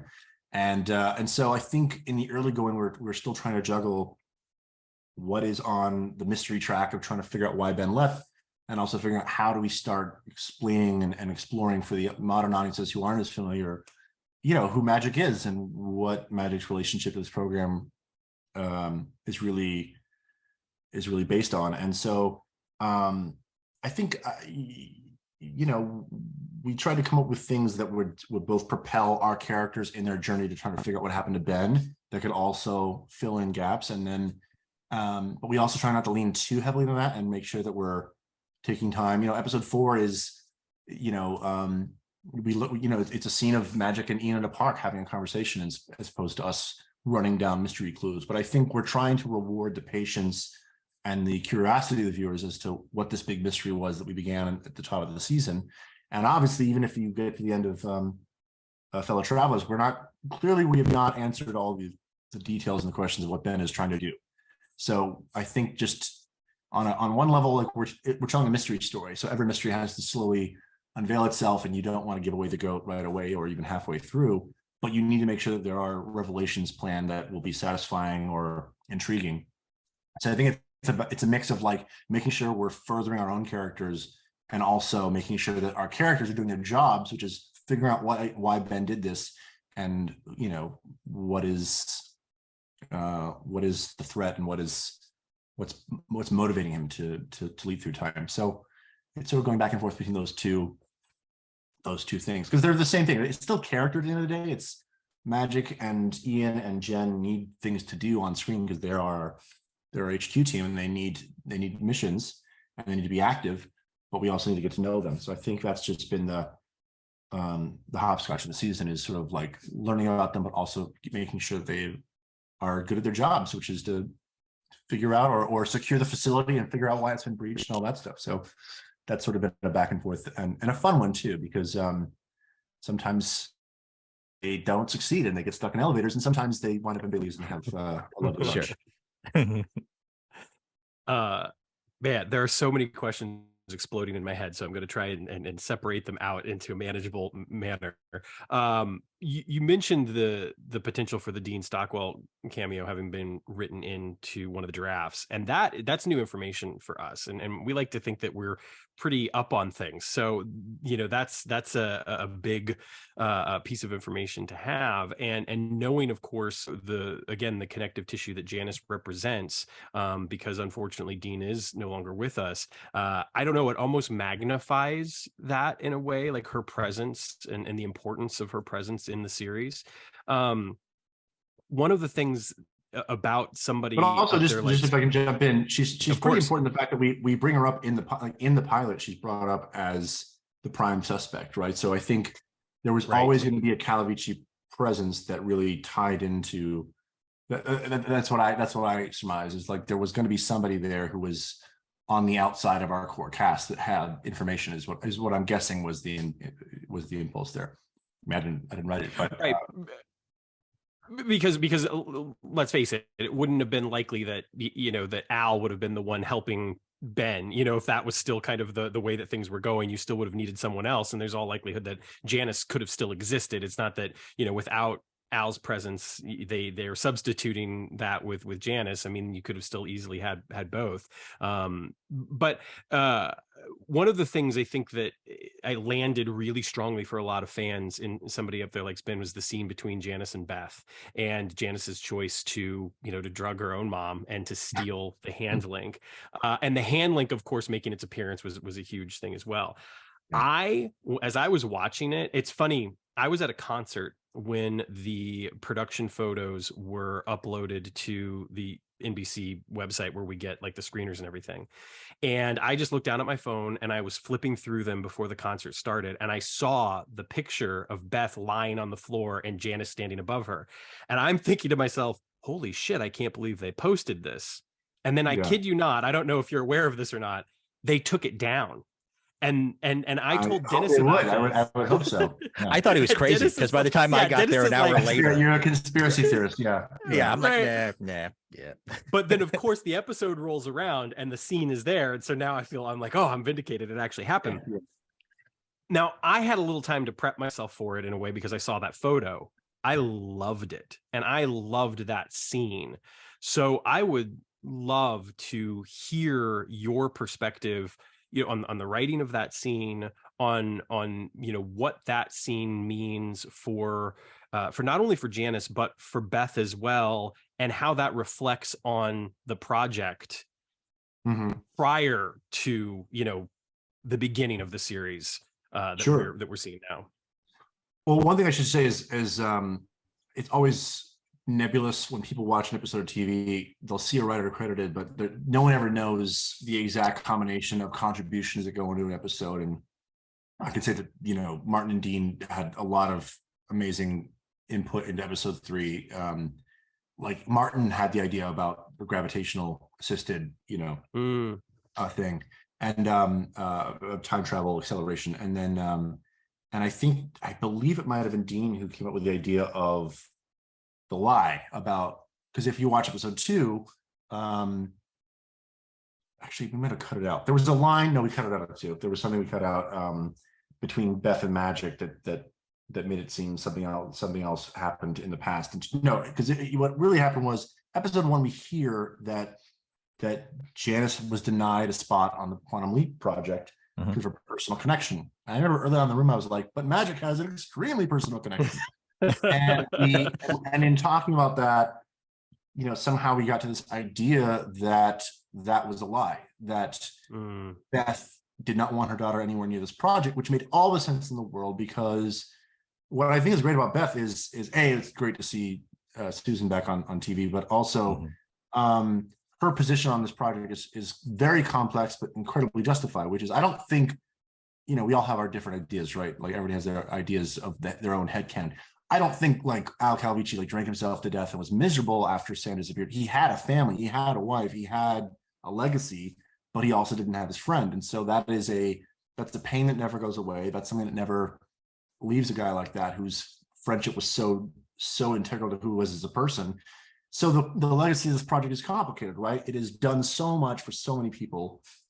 But I think, as Beth might say in episode 2, sometimes there's a cost to doing the right thing. There's a price people have to pay. And so a price has been paid, and that totally affects the way Beth looks at this program.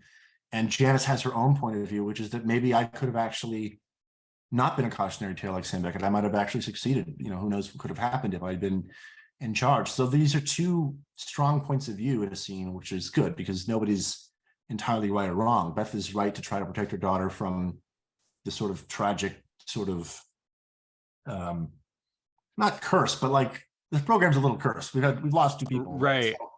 So, and Janice is brilliant and deserves to live her own life and make her own choices and not be sabotaged. So it was a great way to show what Janice is capable of, and that she's rightly pissed off, but also that that there are secrets on top of secrets in terms of what has transpired in the last 20, 30 years. So I think it was a great way to sort of give Beth the secret, and to let us get a sense of how far Janice is willing to go. And then I just selfishly wanted to marry the technology of the 2 shows. I thought it'd be really great to sort of, bring the past and the present together. And so and I was so happy when we got to pay it off in Margarita's episode, Eve Little Faith, when she actually popped in. But it was fun, like this idea of like, I remember pitching like, what if Janice is building her own imaging chamber and she's going to try to break into Ben's leaps? And that was just a fun way to,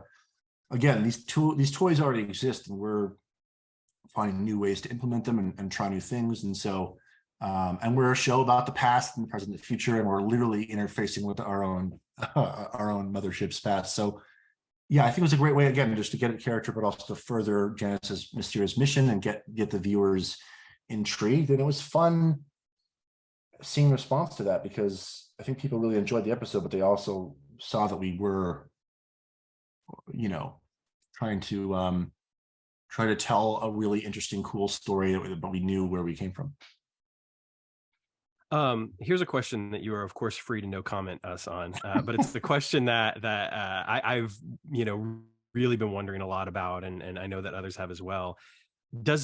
Is Beth aware of the circumstances of how she and Al ended up together, and that there was a past where they did not end up together, and how aware is Janice of the fact that there's a timeline where she was never born, and that they all owe all that to Sam?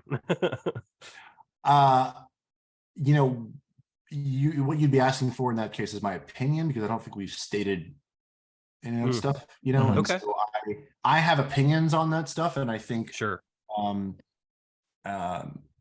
But I'm not sure I probably shouldn't comment, because I don't know what we're going to be saying within the world of the show. But I certainly have strong opinions based on what transpires in Mirror Image. I think it feels to me like, Beth is fully cognizant and lucid about what's happening at the end of that episode. So, yeah, but I couldn't say, only because I can't speak for where the show is going in terms of those decisions. But I think, of course, the possibilities of that are really rich, really interesting, and I hope we can dive into those. Nice. You mentioned earlier about the past, the present, and the future, and I think that one of the things that the show has done so wisely is open up a pathway to the future, and utilizing the time travel to get there, and it not just being about going to the past. And I know that that's something that, based off of interviews and little snippets here or there, that was something that they were thinking about doing should the original series have gotten a 6th season. Can you talk a little bit about the decision to have the future be a possibility in the show so early, when it was something that the original series never got to? What can I say about that? I could say that I can say that one of the joys of this show is using this really fantastically rich and challenging framework of our lead leaping out at the end of an episode and carrying that forward at the top of the next. That already is a great, fantastic premise in and of itself. So we always know that's going to be a fun challenge for us as writers to come up with exciting or interesting or new and fresh places to put our lead, put Ben. And then on top of that, I think what's fun is, okay, we're doing a continuation of something from 1989, through 1992. So, this room is full of sci-fi fans. You know what I mean? Like, if anything, we had to pull back a little bit on going too far, too early, with some of the ideas, and like really satisfy this rich formula first and make it and execute it properly before we start, innovating and remixing things. So I'd say that even though we bring up some of these ideas early on, we haven't really broken too much formula too much, but at the same time, I think that's our jobs as storytellers in 2022, soon to be 2023. Actually, sorry, we're in the past right now. If you're watching this, it's 2023. Or you're coming back like 6 years later and it's 2029 and you're just like, what happened to the show?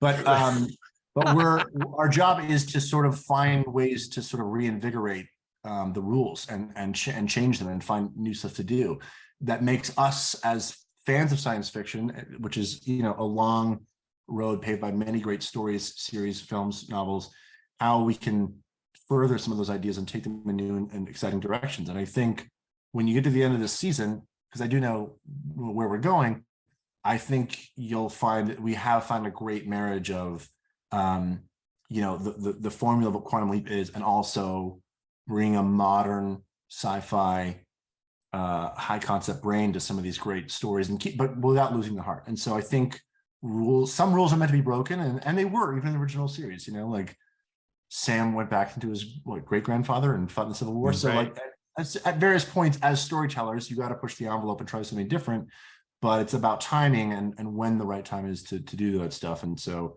and there's lots of things that we've got this season, but also like there's places we can go in future seasons that will keep it fresh while also keeping the familiar spirit intact, I would hope.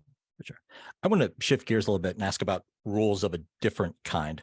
So when on our show, when we talked about the original series, we talked a lot about the idea of consent and how much that conversation has changed in the last 30 years, in a such that we now actually have those conversations as opposed to 30 years ago. And we talked a lot about how Sam often got romantically involved with people on his leaps, and how that would be very problematic by today's standards, just for the fact like the people that he's getting involved with don't know who they are really getting involved with. Right. And it's obvious in the new series that you are handling that in a very different way. Even in like somewhere up there like Ben and Fellow Travelers, there's also a scene where Carly tries to initiate something because there's a romantic interest between Carly and Jack. What are the conversations about that like in the writer's room, and talk about like how to navigate that, like how far to push it and how to acknowledge that idea? Yeah. Well, I don't want to say too much because things can change. Who knows? But I would say that we're definitely aware that some of those things in 2023, as we're watching this now, would be could be a little icky. And at the same time, Raymond Lee's a really handsome guy, and he's a really, really charismatic guy, and just like Scott Bakula was super sexy, and people watching it back then clearly at the time were not bothered. They wanted to see romance in the world of the show.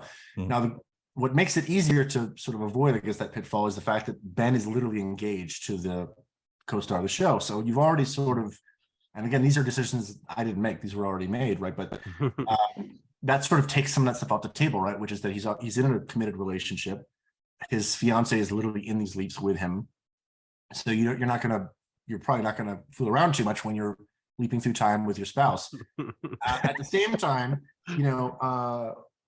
we want it to be fun and escapist, and there's a romantic feel, and I don't even mean like a sexual romance vibe, but like there's a romantic energy to this hero who goes through time and helps people and finds himself in hot water, and has to think his way out. And so you don't want to lose the fun, and at the same time also like we got an Asian American lead on television, and there's a very unfortunate history of Asian American men on television being desexualized and not being given those opportunities. I remember watching an interview with Daniel Day Kim when Lost was on. He said, "I've been acting for 25 years. This is the first time I've had a kiss on screen in my entire career." So we have to be aware of those things too, right? Which is that like we don't want to fall into those traps at the same time. So I think the goal is to keep it fun and keep it, and it is sexy. It is fun to sort of jump into a new identity and be in a situation you're not even sure how you got there, or somebody's in love with you, and obviously this is television. Everybody's really attractive, but at the same time, we're trying not to let the character of Ben do anything that he himself would not feel comfortable doing. So I think it's just kind of walking that path and try not to make it too big a misstep. But I think it's also fun to see.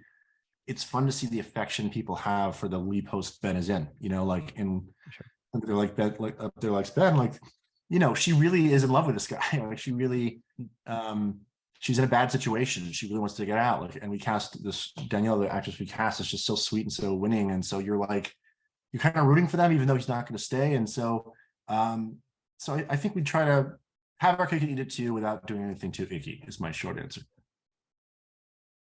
I think that's something that we've seen. I think Fellow Travelers is a great example of that too, because there's definitely chemistry between between the actors, not even just the characters, and it's palpable, and that romantic element is certainly not sacrificed just because there's not necessarily the level of physicality that we might have seen like in the classic series. One of the things that kind of makes me think of is that, I feel like in both of these episodes that you have the writer's credit on, that, you have some amazing guest actors. Not that the rest of the episodes don't, but I mean, John Chafin in particular. Oh my God, John! Thank God for John. I'm just, I remember Deborah Pratt came into the writers' room at one point and said, just because Martin brought her in just to talk about like what can you share with us in terms of just how to think about what we're doing, and she said like, whoever's in that episode every week, they are the co-lead. They're not a guest star. They're the lead with Ben, or with Sam. And I think that's what's so fun about these actors coming to Quantum Leap is they're guest starring. I booked a guest starring role on our show, but they're going to be the lead with Raymond every week. Yeah. And so that's very exciting for them and also terrifying for us, because if we don't get the right actor, it's not gonna be a great story, the story we want it to be. So when John Chafin came, John is an amazing actor. He was so thrilled to do that part. Like he came up to me the first day on episode 3 and was just like, he was so grateful for the part, because they had it was a very fully dimensionalized for a 42-minute program. There's a lot to Daryl that you might not get in a normal guest star, and I loved Daryl. Like I was always excited about Daryl, and also terrified we wouldn't get the right guy, because you needed to find somebody who you would believe at that time, 1971 or 1972, whenever we set the episode. You wanted to believe he went to Vietnam and came back. You wanted to believe he was a fighter. You wanted to believe he was a big brother. You wanted to believe he was an orphan. And not every actor who reads fits all those elements. Their look might be different. They might not read like they've been to war and back. John has this timeless quality. John, if you're watching, shout out to you, brother. But like he's gonna be in Perry Mason season 2 soon. I saw that. He's his face and his voice. He's got this Keith David energy to his voice that just lets him exist and cast that spell of disbelief that he's a man in whatever time you're watching the story. And he has this heart, and that's what was important about Daryl. Daryl's like the big brother. Like I'm a big brother, but I never had a big brother, right? So if I did, I'd want someone like Daryl who, like, no matter what happened to Daryl, he would still give somebody else the opportunity he never had. He would try to give that to his younger brother. So finding someone like John, amazing. Then you get to episode 9, and I mean, Deborah Ann Woll, I cannot believe we got her. I really can't believe it. I credit Dean Georgeris, our co-showrunner. Like he like literally cut a scene out of the episode just so we could make sure we could get Deborah into the episode. And I knew that Deborah was like, when we landed on who the character was, because there were different iterations. She was a different kind of singer at different points in the process. But when we landed on this sort of Stevie Nicks type thing, I don't know why, but Deborah popped in because Deborah has this quality. When she's on screen, you're worried about her, you care about her, you want good things to happen to her, you don't want bad things. You know, whether it's True Blood or Daredevil, she just instantly connects to the audience with those eyes. And so when we got her, I could not believe it because I knew like that's half the job of the episode right there, right? And she's gorgeous and so skilled in her instrumentation of how she actually moves through a scene and really plays through it, you know, physically, spiritually, emotionally, every way. But you care about her instantly, and that's our job, right? Is to make you care about people you don't know within a teaser, you know, within an act, first act, you know. So, and I knew she'd be great with Raymond, and she was. So I was thrilled, not just with Deborah, but also Carissa Lee Staples, who plays Jamie, just destroyed me on set when I had the big scene. I was just so moved by their work together. So, you know, we knew we were building to that duet at the end of the episode, and we wanted it to feel like we earned it. And so, yes, I feel very lucky on 3 and 9 that we got that caliber of performer to come in, and because Raymond's always going to give us 110% because that's the guy that he is. He's also, I don't know how much people talk about this, he's an incredibly generous actor. He's smart enough to know that the success of every episode hinges on who he's playing against and what he's giving them and vice versa. So he's an incredibly generous actor, regardless of the experience level of who comes on, whether they're super green, first big role, or a character actor who's been around for a long time. Raymond is always giving 110% of himself in the scene to that actor and welcomes everybody in a way that really makes it feel like, I remember the boxing episode, like the guy playing Ganni, who's, you know, in reflections and fight footage and stuff. He really, like, they all really felt that they were family, you know. It was like, you know, us against the world a little bit, and it was a really great vibe. And that always, your number one on your call sheet sets that tone. And Raymond, just I can't speak highly enough of him. He's just not just an amazing actor and a great guy, but really like the right leader in so many ways for this series. Yeah, I mean, we love him unabashedly. I think that the work that he does is phenomenal, and I see exactly what you mean. I mean, 2 scenes that stand out for me in particular in both these episodes are the jail cell scene in Somebody Up Their Legs Ben. I mean, that scene to me, and this is nothing against the first 2 episodes, which I really enjoyed, but that scene to me was like the first moment when I really sat up and was just sort of like, oh yeah, this is it. Like, this is the stuff right here. And it was because of everything, you know. It was the way that the story had moved in that direction, the writing, the acting, you know, just the heart of it was so wonderful. And then in Fellow Travelers, I think it's wonderful because there are a couple of scenes in particular between Raymond and Deborah that I really love. There's the balcony scene where they go out and they have the conversation during the party, and then there's a scene at the end, you know, where again it's just this fun romantic moment where it's clear that what Carly wants from Jack, you know, is also what Ben wants for Jack, you know, and it's he's moment. He's opening a door. Yeah, he's opening a door. I mean, right. David, our director, came up with that reflection beat at the end, and I thought it was a very clever idea of just that there's a pride Ben takes in the fact that he's leaving these people in good hands who have not really been fully aware of what's going on, but he knows there's a happy ending in store for that person when they, you know, come back. Yeah, I mean, it's I think what's fun for me as a challenging storyteller is like, what is a story that gives an emotional journey of some kind of Ben? And I thought that, you know, with 3 and with 9, I think that was sort of the goal from how they were built, you know, like actually what's interesting about 3 is 3 started as a completely different leap that was much more tied into history that we will hopefully get to someday. But it ended in a similar place, which was a really epic moment between Ben and Addison at the end of that story that felt like something was awakening in him, right? Because he didn't yet know really who he was or who he was leaping with. And I think that scene at the end in the boxing ring with the 2 of them alone is just so beautiful. It actually wound up being one of my favorite scenes of the episode, just when she tells him you're not coming home, and he has to reconcile that and asks, will you leap with me? it's just a beautiful, beautiful performance, and they're both so great in that scene. But again, it's like, Ben gets to Ben can't go home, right? That's the whole show. But so in these leaps, I like to find stuff that give him something that he's missing, or let him give someone else something that he can't have. So in 3, like, he gets to have a brother. He never had one before. And he finds something to fight for, not just within the leap, but also in his own memory and his own soul, right? That's why he gets back up, is there's somebody's voice and he doesn't know who it is, but it's Addison's.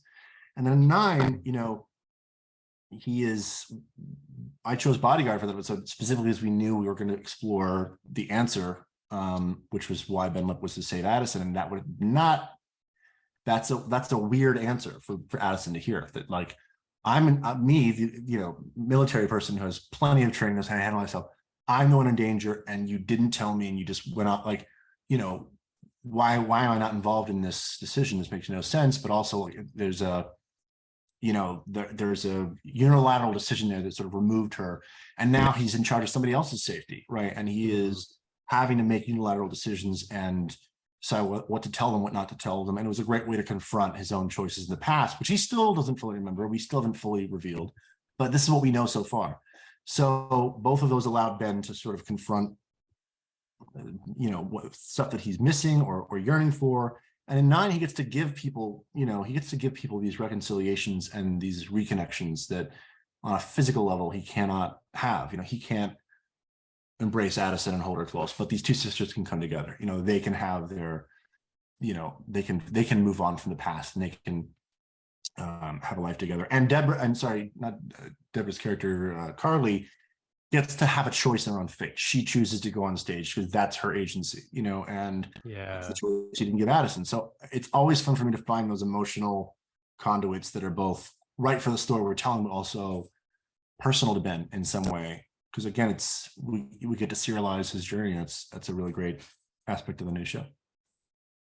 I love the idea that that in episode 9 and I believe episode 4 it happens a bit too. And I mean, there's other moments, but those two stand out to me, where we get the opportunity to have Ben and Addison having a conversation without really having a conversation, because Ben is still talking to whoever he's in the room with, and I love those moments. I also love that I feel like there was not necessarily a clear-cut judgment made over whether or not Ben was right to do what he did or wrong to do what he did. And I love the room that gives the viewer to, make up our own minds, as opposed to being told that like Ben was wrong. He should not have done this. And Addison is absolutely right to be pissed off. I think that the lovely thing is it's like, Addison's right to be upset, but maybe Ben was right to do what he did.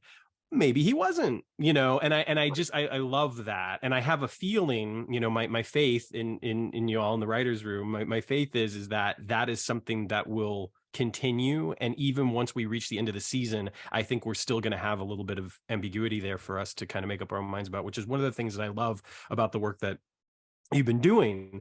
And that brings me to the question, can you kind of give us a picture of what it looks like to, to break an episode, to break the story, to create what your guys' process is like in the room, from, just kind of getting that first idea to getting it on the screen?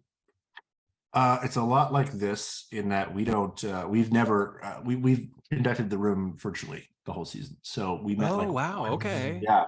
The writers met once, to do a fun backlot tour of Universal, and we didn't all meet because one of the writers tested positive for COVID. So it was like most of us, so we didn't, so we don't have that traditional setup, but so there's a lot of emojis of hands in the air of who's in line to chop and pitch. I'd say we, in the early part of the season, I think we had certain things that were like, we knew what episode 6 was based on the production and how we were, so we had to sort of work around like, well, that's definitely the earthquake, episode. And we know that some of that will change, but most of it will be that. And so you're having to time certain things around that. And then I think we're trying to think about, what can we afford right now? What can we do? Is this time for a big one? Is this time for a bottle? If it's a bottle, how do we make it really clever and high concept and fun so it doesn't feel just a contained, chamber piece. But it kind of starts with both what we need to pick up and carry forward, and like what excites Martin and Dean, like what kind of story excites them, because we have lists of stuff we want to do, and like Bodyguard was on that list, and there's some other stuff I can't remember what's aired yet. There's things that we've been crossing out. I'll say that we've crossed a few of them out, but nice. We're also like, sometimes we figure out a new location that we have access to, and can we tell a story there? So part of it is what's a great leap, and then but what's a great emotional story we can tell within that leap, and like what's the story really going to be about? What's the journey, and what's the heart of the dynamic? I mean, in the case of 7, they figured out pretty quickly that we were going to air like literally on Halloween. So that was somebody, I think it was Margarita, saying like, let's do a full on Halloween episode. Maybe it was Martin, I can't remember. But so sometimes it goes from the leap, and sometimes it's really about like, well, we had that cliffhanger, we got to pick that up and we got to move that forward. Sometimes we have that stuff worked out a little bit. Some of the mythology things that will be coming into focus in subsequent episodes were already mapped out. It's just a matter of when we're going to get to them. So, if we need to hit this part of mythology, we want to make sure that the leap we're telling doesn't jam that up in some way. And then we also want to make sure, like, where are we at this point in the season in terms of their relationship? So 9, by its own nature, had to both have something exciting and kind of big because we're coming back from a break, but also pick up with this answer of why Ben left and what are our characters' responses to that? What does it mean to the team to hear that Addison might die? So that to me affected the tone a little bit. Like, some will be super fun and super light, and some will be a little heavier. And then I think, some will be, will earn a lower stakes episode that's more character driven and less, and you'll see some of those as we get into the middle portion of the back half of the season. We've got some really beautiful character driven episodes that are not at quite as high stakes, but touch on new voices and experiences and points of view that are much less represented on screen. So that's probably a very labyrinthine way of talking about it. But we come up with a shape, we build it out in acts, we write up documents that say what the script will look like, and then we write it, and we get lots of notes at every stage of that. And then we shoot it and have to change a lot as we try to actually produce it. So it's a lot of time travel, I would say. You're kind of going back. If something changes in one episode, we need to adjust how it opens in the next one. And but we're all kind of aware of where we're going. That really helps. If we know kind of where we're going and what we need to land on, that really helps the process of what comes next. So, we've been talking a lot about the writing, obviously, but certainly don't want to neglect the fact that you're also a producer on the show as well. And I believe Dean told us recently that you were like on set, like in that role actively. What does that job look like? Because I feel like, we talk a bit about it here and there on the show and with other fans and that sort of stuff, but, we don't know the specifics. So I'm curious as to what that aspect of the job is like for you. Well, the first thing you have to understand is that episodic television directors have a lot on their plate because they're kind of, in some ways, they're like the substitute teacher. Like, I don't go here, but here I am. And they have a job to do. It's really tough, which is that like we've got a finite amount of days, amount of hours, amount of money to shoot this thing and get it in the can, right? And so that's their priorities, to get this thing filmed and hopefully in a good way and get some good performances. And there are about 10,000 little moments that can get lost in that process that only the writers kind of remember or know, right? Like, we know that this moment means this, and we've had a tone meeting with Martin and Dean where they've talked about it's important that, this is the point of this. And there's just so many little things that are important to what goes into that episode and into that cut that can get lost because, it's a real breakneck pace trying to get these days made and get these episodes in on budget. And so your job when you're producing an episode is you're sort of right behind the director and offering thoughts on what we need to push this, what direction to push this performance in, what moment we're missing that we need to get, how we're kind of coming in and out of scenes, and just thinking about it kind of almost retroactively from a post-production perspective. Like, having been on 2 shows before this for 4 and 3 seasons each, I've been in the editing room a lot, and there's stuff you think you want to make sure you get right, just in terms of moments landing, and you can fill a scene a lot of different ways, but like you want to know that the moment that is registering and landing the way it was designed on the page, or better. So it's a lot of negotiating and talking with directors, talking to department heads about costumes, about hair and makeup, about what kind of background we have, what this needs to feel like, and you're just helping answer a lot of those questions with all these departments, because you should have a clear vision of what the episode looks and feels like, and what we're trying to communicate with those choices, whether it's costumes or props or anything. So it's just about making sure a lot of decisions get made, and hopefully an episode comes back, and also when the episode's done shooting in the director's cut, you can remember and say, okay, I was there, I know we have this, I know we have that. We can, you were there to see all those takes and things happen. So it really helps with the post-production process, because you can say, well, if we use this for this part, we can steal this and move this around, and you'll have that vantage point having been there on set the whole time. And then just sort of advocating for things that Martin and Dean would want, whether that's making sure that scenes have a certain pace, performances have a certain, balance, and hopefully that it's good. That's part of your job too. Sure. So in the case of when episodes I don't write, I've been paired with a couple of writers who it was their first credits both. So so they've never been on set before, producing their own episode, that they've written. So it's and again, they've got there's stuff that they know because they wrote the episode, and there's stuff I know because I've been on set before. So I try to help just quality control what we're getting, and making sure that that we succeed, because it's a team effort. The director's doing stuff we can't do. We're there to help the director with stuff they don't know. There's episodes coming that this is gonna perhaps throw a little glance at that we want to set up. Get this shot, or can we make sure that the context of this, or an actor has forgotten that they have a point of view on someone they're talking about, and you have to go and just say, hey, this person did X 2 scenes ago to you. We haven't shot it yet, but they did, and they've forgotten to. It just helps them contextualize that performance speed of like, oh, that's right, I hate this person. So you're there to remember and remind and execute stuff, and we have a great team. Our ADs, our art department is amazing. That entire hotel that Carly's in used to be Addison's apartment, and they just completely transformed it. Nice. How much research are you doing when, especially writing about things that took place 50 years ago or whatnot? And how much of that is just your complete and total faith in the departments that are in charge of, making it look the way that it should?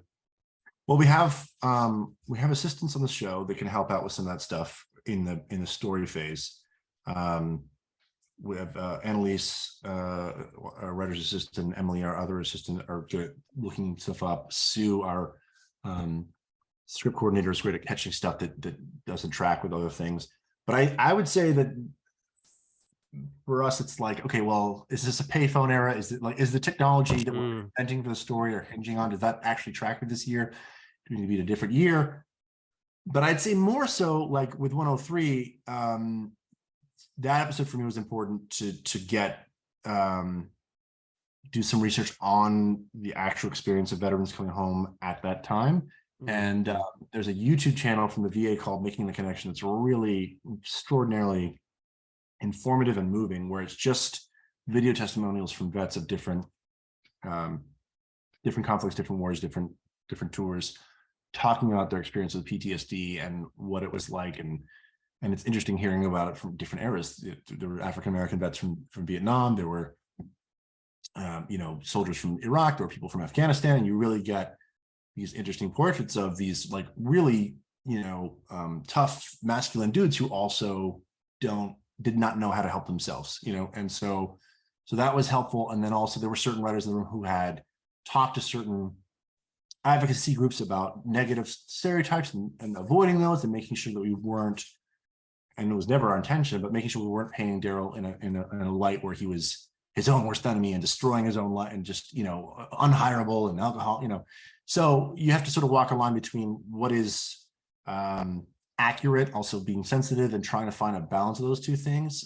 Because a lot of those guys, coming back from those conflicts, were self-medicating with alcohol, because there was no infrastructure for how to really deal with these problems, and no conversation in the public quite yet. Shell shock was about as much as people were saying, and also there was so much anti-Vietnam sentiments. So I'd say for stuff like that where it's important to get things right, you want to do research into that stuff, and then there are certain episodes where like the writer has a specific lived-in experience they want to explore with their episode, or something cultural, or something with their own identity that they want to explore, and that makes them a great resource because they already have that experience as research, for lack of a better word. So it kind of depends on the episode.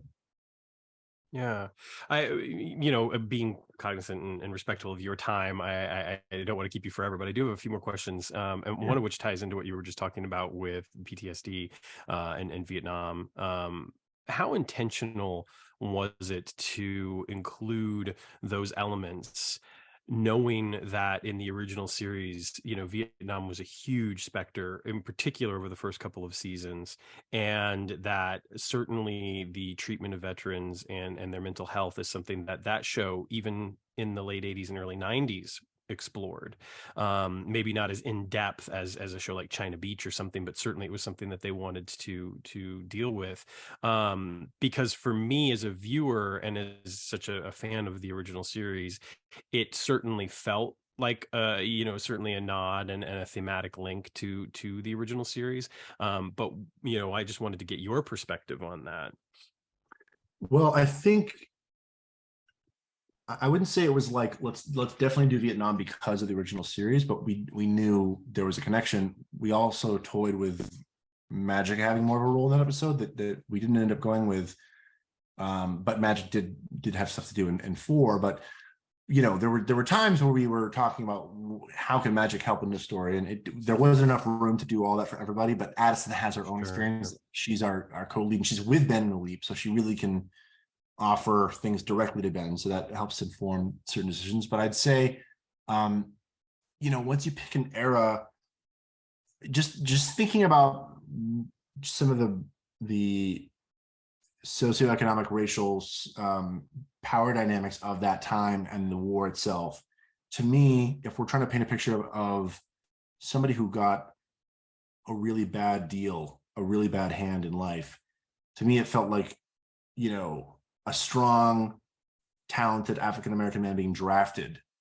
into the Vietnam War, which is not a war. I mean, you think about Muhammad Ali's quotes about this, but like that was not a war that a man like that would want to go fight, was dying to go fight, but was forced to go do that and give up his dream. That it just added a level of tragedy that felt appropriate for where Daryl was coming back from, and how much we would all want to help someone like that who had gone through all that and still come back, not just alive, but trying to do something positive with his life, even though he's in so much pain. So for me, it just came from a place of character of, I feel for this man because of what he's endured, but also what he's trying. He's not given up, but he has not been able to sort of face how fragile his spirit and his mind are becoming.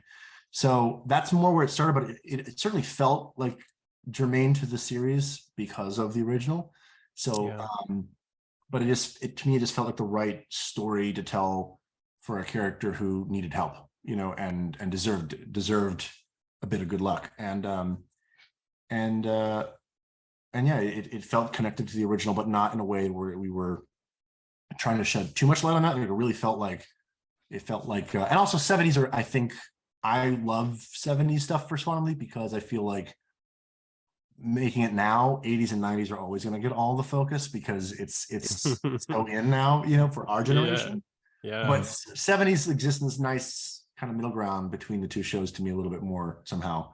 Even though, actually, what's really fun about 103 is when we found out we were going to do a boxing episode, I was terrified because I knew about Right Hand of God, and I did not. How do we not do loan sharks again and nuns? But so I was just like anything that could be different was my goal, and so that helped make it different. So along those lines, I have to jump in and ask: was it intimidating at all that when you got fellow travelers, you can draw some parallels between that and Glitter Rock? No, I actually haven't seen Bitter Rock, but Oh wow. So no, it was more no 109. It was just can we cast this right, and can we make it a satisfying I don't want to say mystery, but I mean like just making the who done it elements work, but really service something deeper, which is like, can we make us care? Can we make an audience care not just about Carly, but about this other character, Jamie, as well? And it's always, I try to. My wife is a writer in television also, and I've tried to explain to her that the innate challenges of writing Quantum Leap, which is that there are a million invisible rules people don't understand when they watch the show. They just enjoy the show, but like, there's a lot of rules to Quantum Leap. And I'm not talking mythology. I'm talking like, Ben cannot leap into someone who's going to get an arc, because he's going to leave and they're not going to remember it, right? So it's not about the person he's leaping into per se, it's about the person outside of them. But then you need to find a relationship between Ben and that person that Ben can invest in, even though he's not that person, and historical elements that we don't take credit for entirely, because you can do that with like,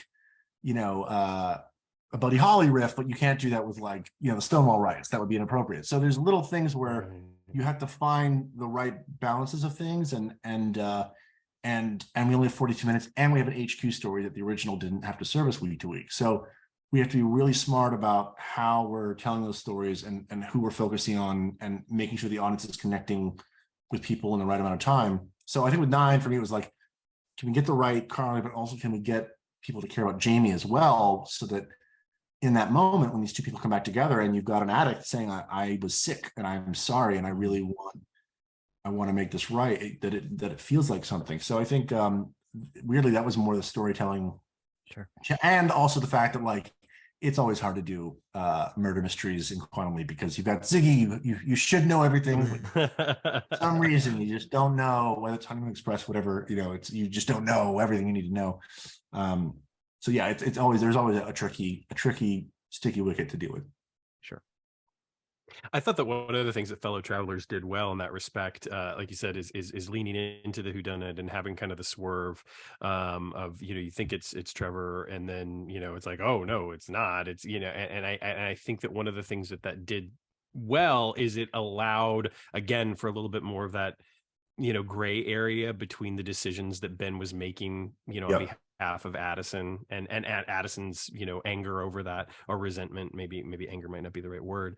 When you get the opportunity to see actors inhabit the, roles like Daryl or Carly and Jamie, do you, as a writer, do you have any moment where it's just sort of like, this is bittersweet because I don't get to write them and write for those actors again?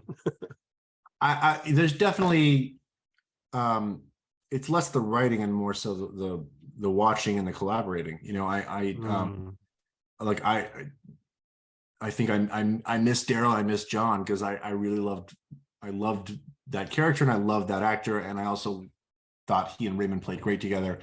And Deborah was like a dream cast for me. So just to get to watch her work, when we were doing the Alley stuff, like, she's so professional, and she's so like lovely, as you would hope that she would be. Like, that quality you see on screen, it's not something she puts on, it just is who she is in a lot of ways. But the night we did the alleyway stuff, she was just on her own, and she was just away until it was time, and she came and she was just in that place, the whole time.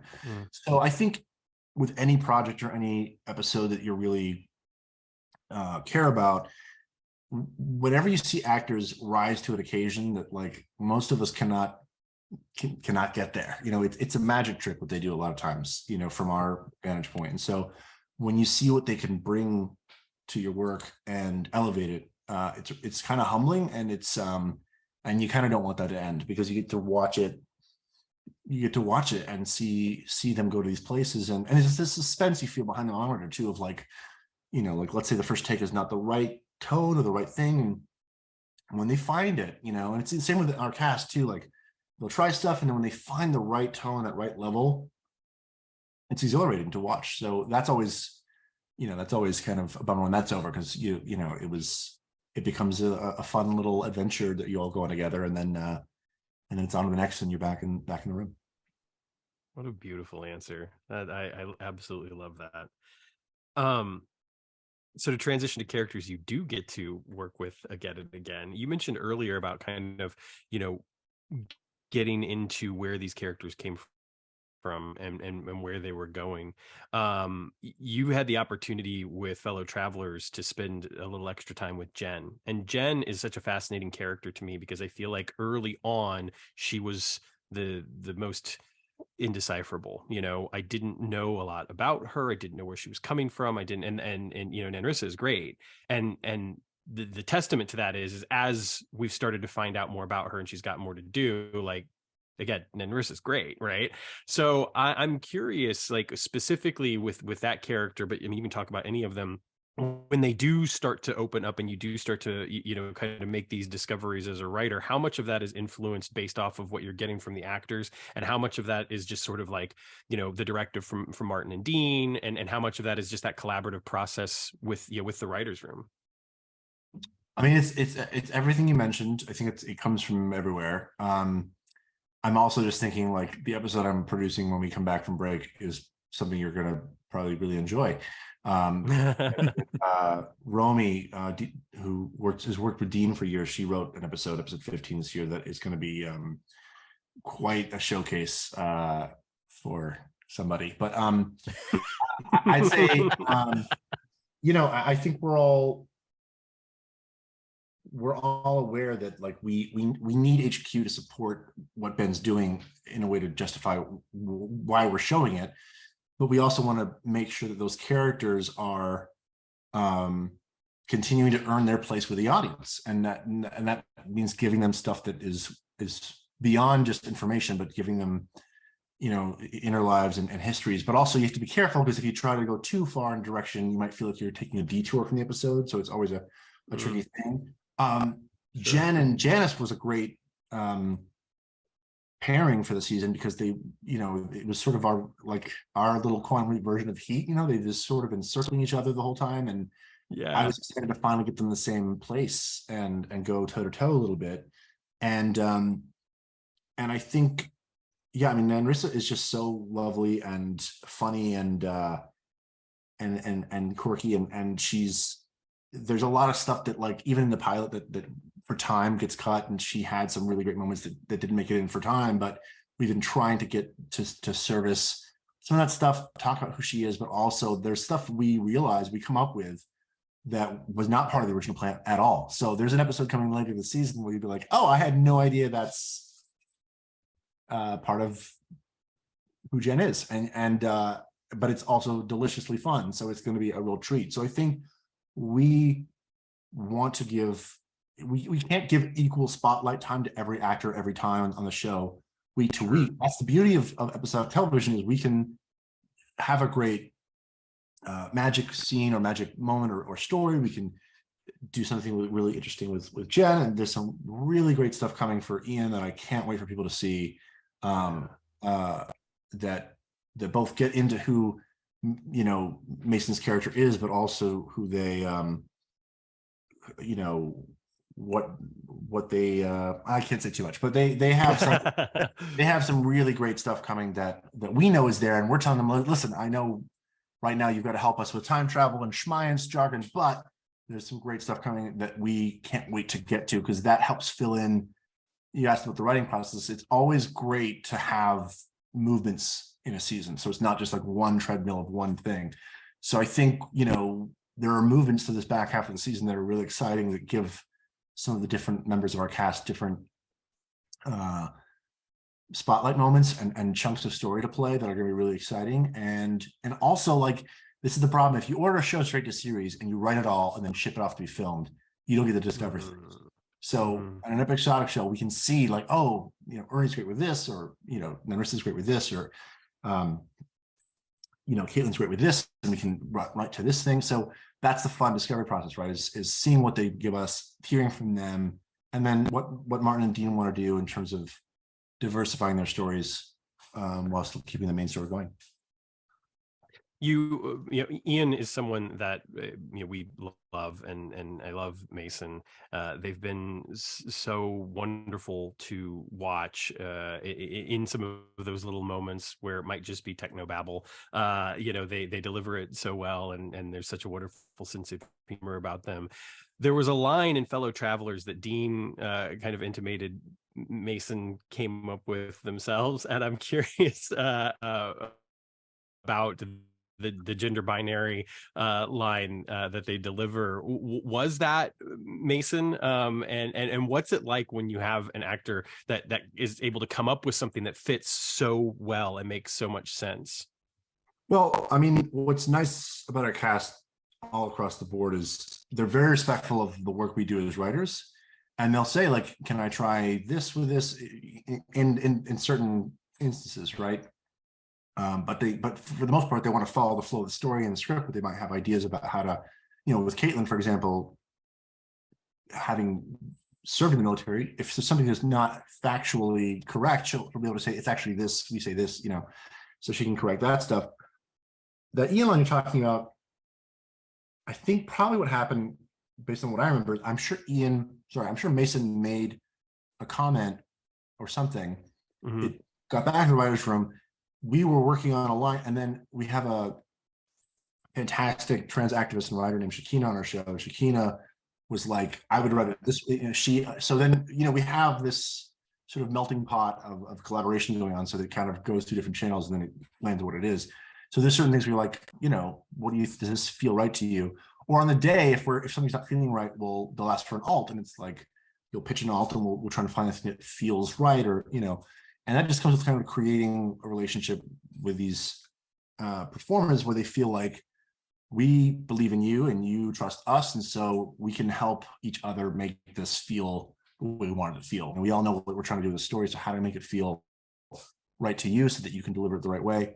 But also, like, they're not divas about anything either. They're not like, I'm not saying this, it's a very bet. And I mean, like, it's and I'd say Mason has the hardest job in a lot of ways because trying to carry all this information in a way that's dynamic and exciting and not just a block of technobabble, but offers an insight into Ian's mind and how Ian's mind works is a fun challenge that Mason's always up for. So we're constantly trying to keep it fresh and exciting for ourselves, and also we want to write good stuff for them. So it while at the same time servicing what the story has to do week to week. Right. The depth of compassion that Ian displays sometimes is so amazing to me and so moving. There's so much you could tell below the surface about their relationship with Ben specifically, even though we've never, since the pilot, we've never seen them share the screen. Right. I have to say just about that real quick.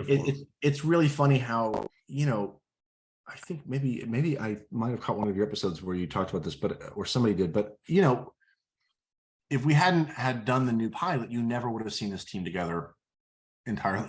We just never would have seen them as a family or team at all.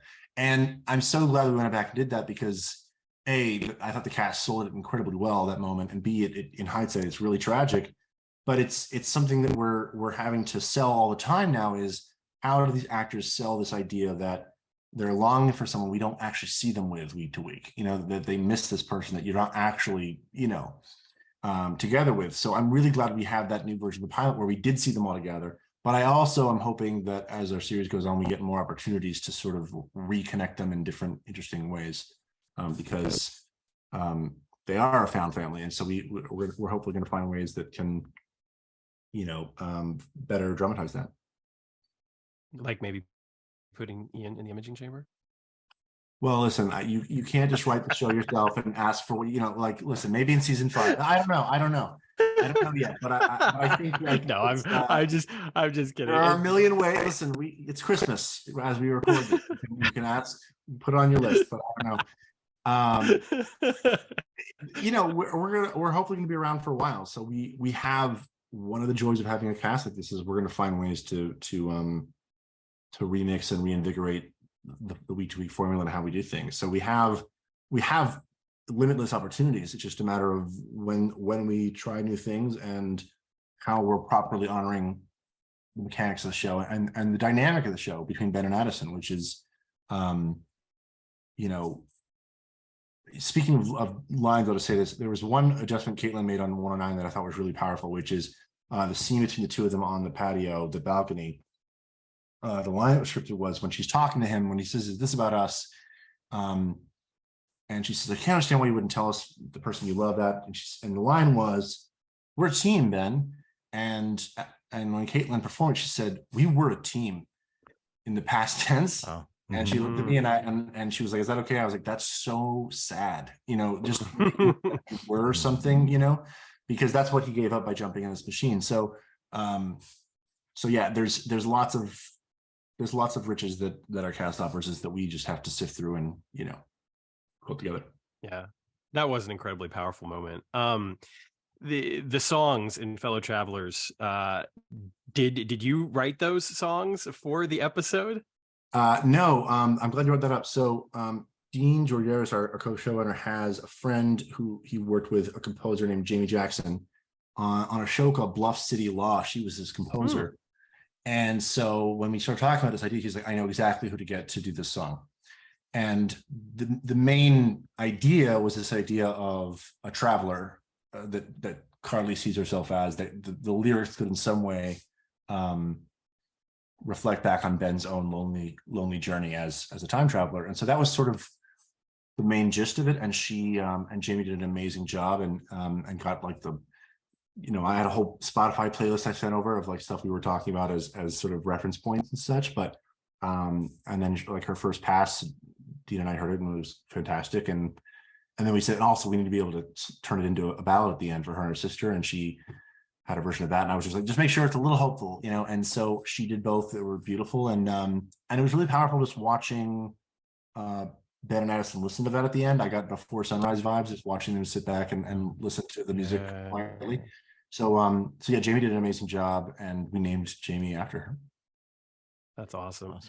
This is my last question before I'm gonna hand things over to Dennis, and then we can get ready to leap out of here. But the line about Al's questionable fashion choices, I loved it. I thought it was just fantastic. I'm sure there will be some people out there that are sort of like, "What are you talking about? That's my favorite thing." I literally shouted, "Hey now!" at the screen.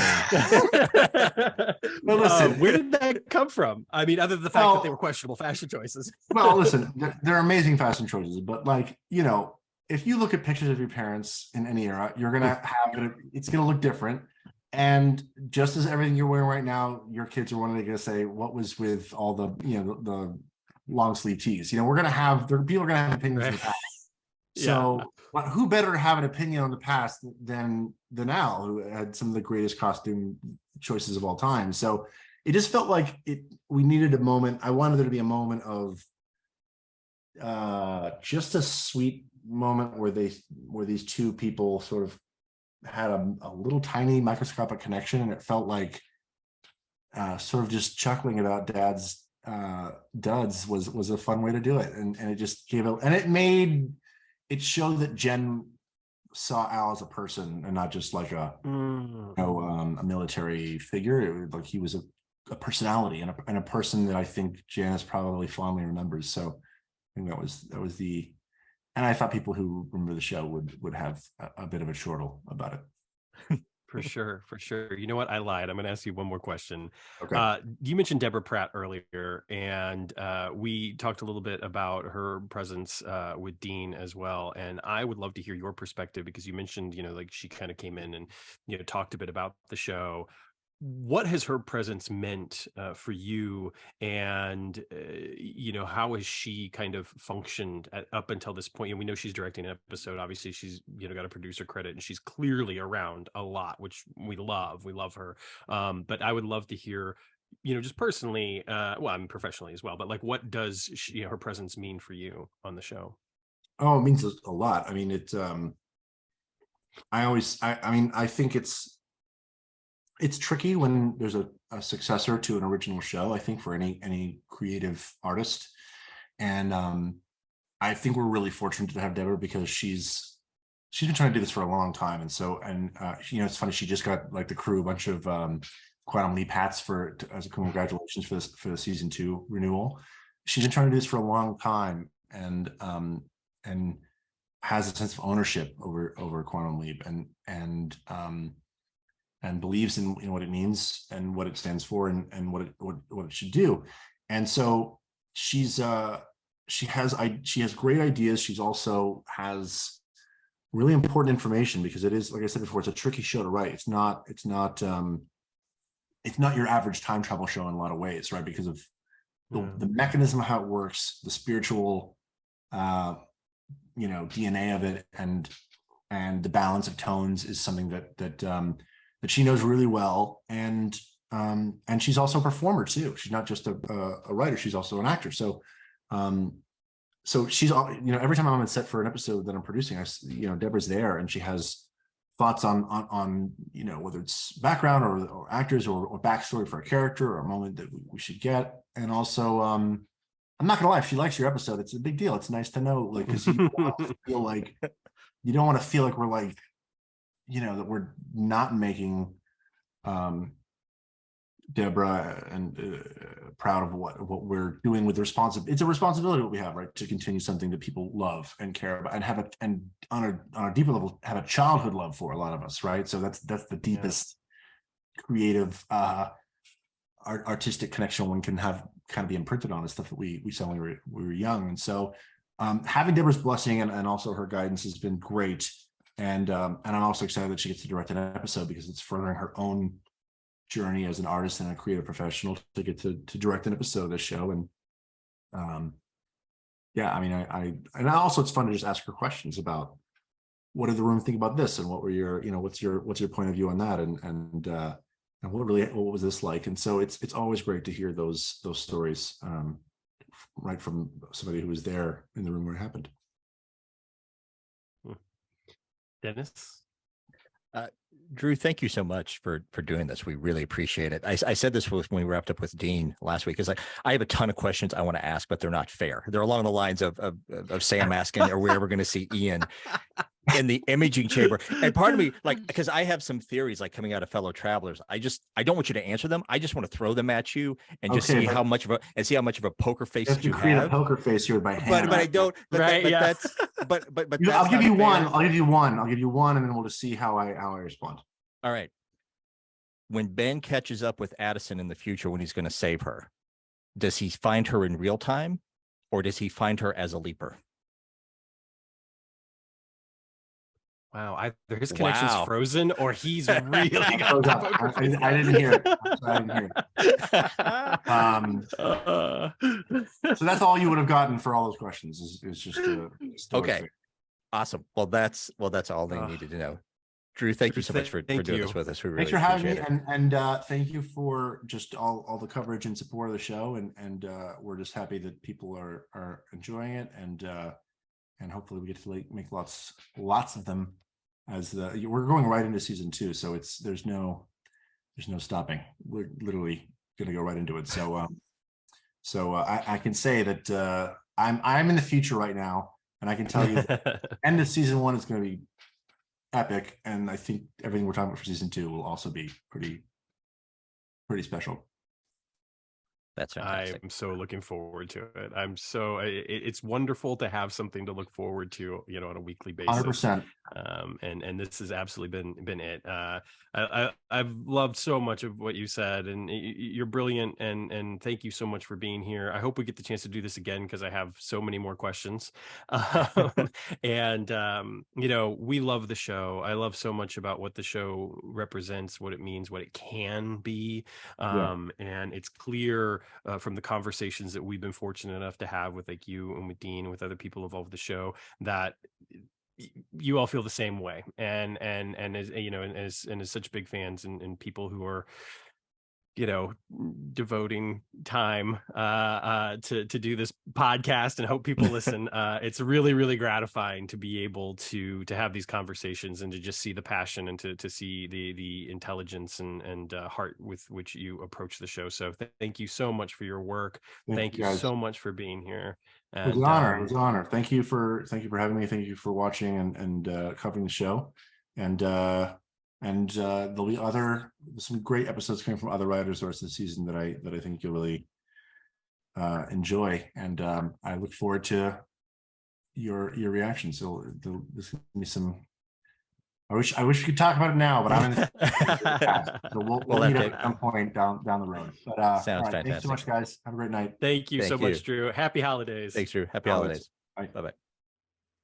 I said this with Dean. I'll say this with Drew. I loved that. I love the fact that, QLP obviously is getting some wonderful interviews with cast and stuff, and I just love that we've gotten the opportunity to talk with Dean and Drew in particular. I mean, obviously we also had our interview with Eric Lee Hoffman, which was great, and Holly Fields, which was just so much fun. But as far as the new show goes, being able to speak with some of the creative folks has been a blast, and hopefully is giving you the opportunity to hear some different stuff. Not that we don't want to talk, obviously, to Raymond and Caitlin and Rissa and Mason and Ernie and everybody else. Raymond and Caitlin and Rissa and Mason and Ernie. Facewide Wheel Podcast at gmail.com. Facewide Wheel on all our socials. Yeah. Have your people talk to our people. We're our people. And there are no people. It's just us. We are our people. Yeah. But no, obviously we would love to have conversations with them as well. But the opportunity to talk with Dean and Drew has been so much fun. And I really, again, just thought that Drew was incredibly articulate and provided us with some excellent behind the scenes information that went into not only the crafting of this episode, but obviously somebody up there like Ben and just the series in general, and just the the feeling kind of in the writing room, and also the idea that he let us know that the writing room is taking place over Zoom, except for one instance, and in my head, that kind of blew my mind, because I just assumed that, they're sitting around a table, having these conversations. Sure. I in my mind's eye, when I think of a writer's room, I think of Studio 60 from the Sunset Strip, when they would get into the writer's room. And that's just the picture in my head. And so it's just they're doing this over Zoom. And just a lot of other great tidbits about cast and crew and his work in general, what it means to be a writer and a producer. So thank you so much, Drew. Thank you so much, Dean, for helping to connect us with Drew. And again, hopefully we get the chance to do it again sometime. Yeah. Thank you again so much, Drew. We appreciate it. And listeners, thank you again for listening.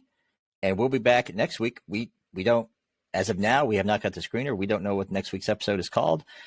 We just know that Ben's a doctor, maybe somewhere close to 1979, and a baby is a-coming. A baby is on its way. And a baby is on its way right now, Dennis. Baby New Year. As we record this, it is 4:36 p.m. Central Standard Time on December the 31st. So for all of our listeners, we're wishing you a very, very happy New Year, very safe New Year. Thank you so much for all of your support in 2022. It has meant the world to us. It has been an incredible year for Quantum Leap fans. It has been an incredible year for us. Hopefully, we have been able to, in some small way, enrich your year, whether it's providing you with a laugh or two or some awesome information for our favorite show, whatever the case may be. We certainly hope that the stuff that we've shared has been a source of enjoyment for you, because your support and inspiration has certainly been a source of enjoyment for us and motivation for us as well to continue doing this, to continue doing it better, and also to not be so hard on ourselves and to realize that it's okay if we're not always 100%. I'll just leave it at that, if we're not always 100%. So thank you so very much. Take care of yourselves. Take care of one another. Stay safe out there. Happy New Year. And remember, fellow travelers, to always leap responsibly. Well said, Sam. Have a good week, y'all. We'll see you next week.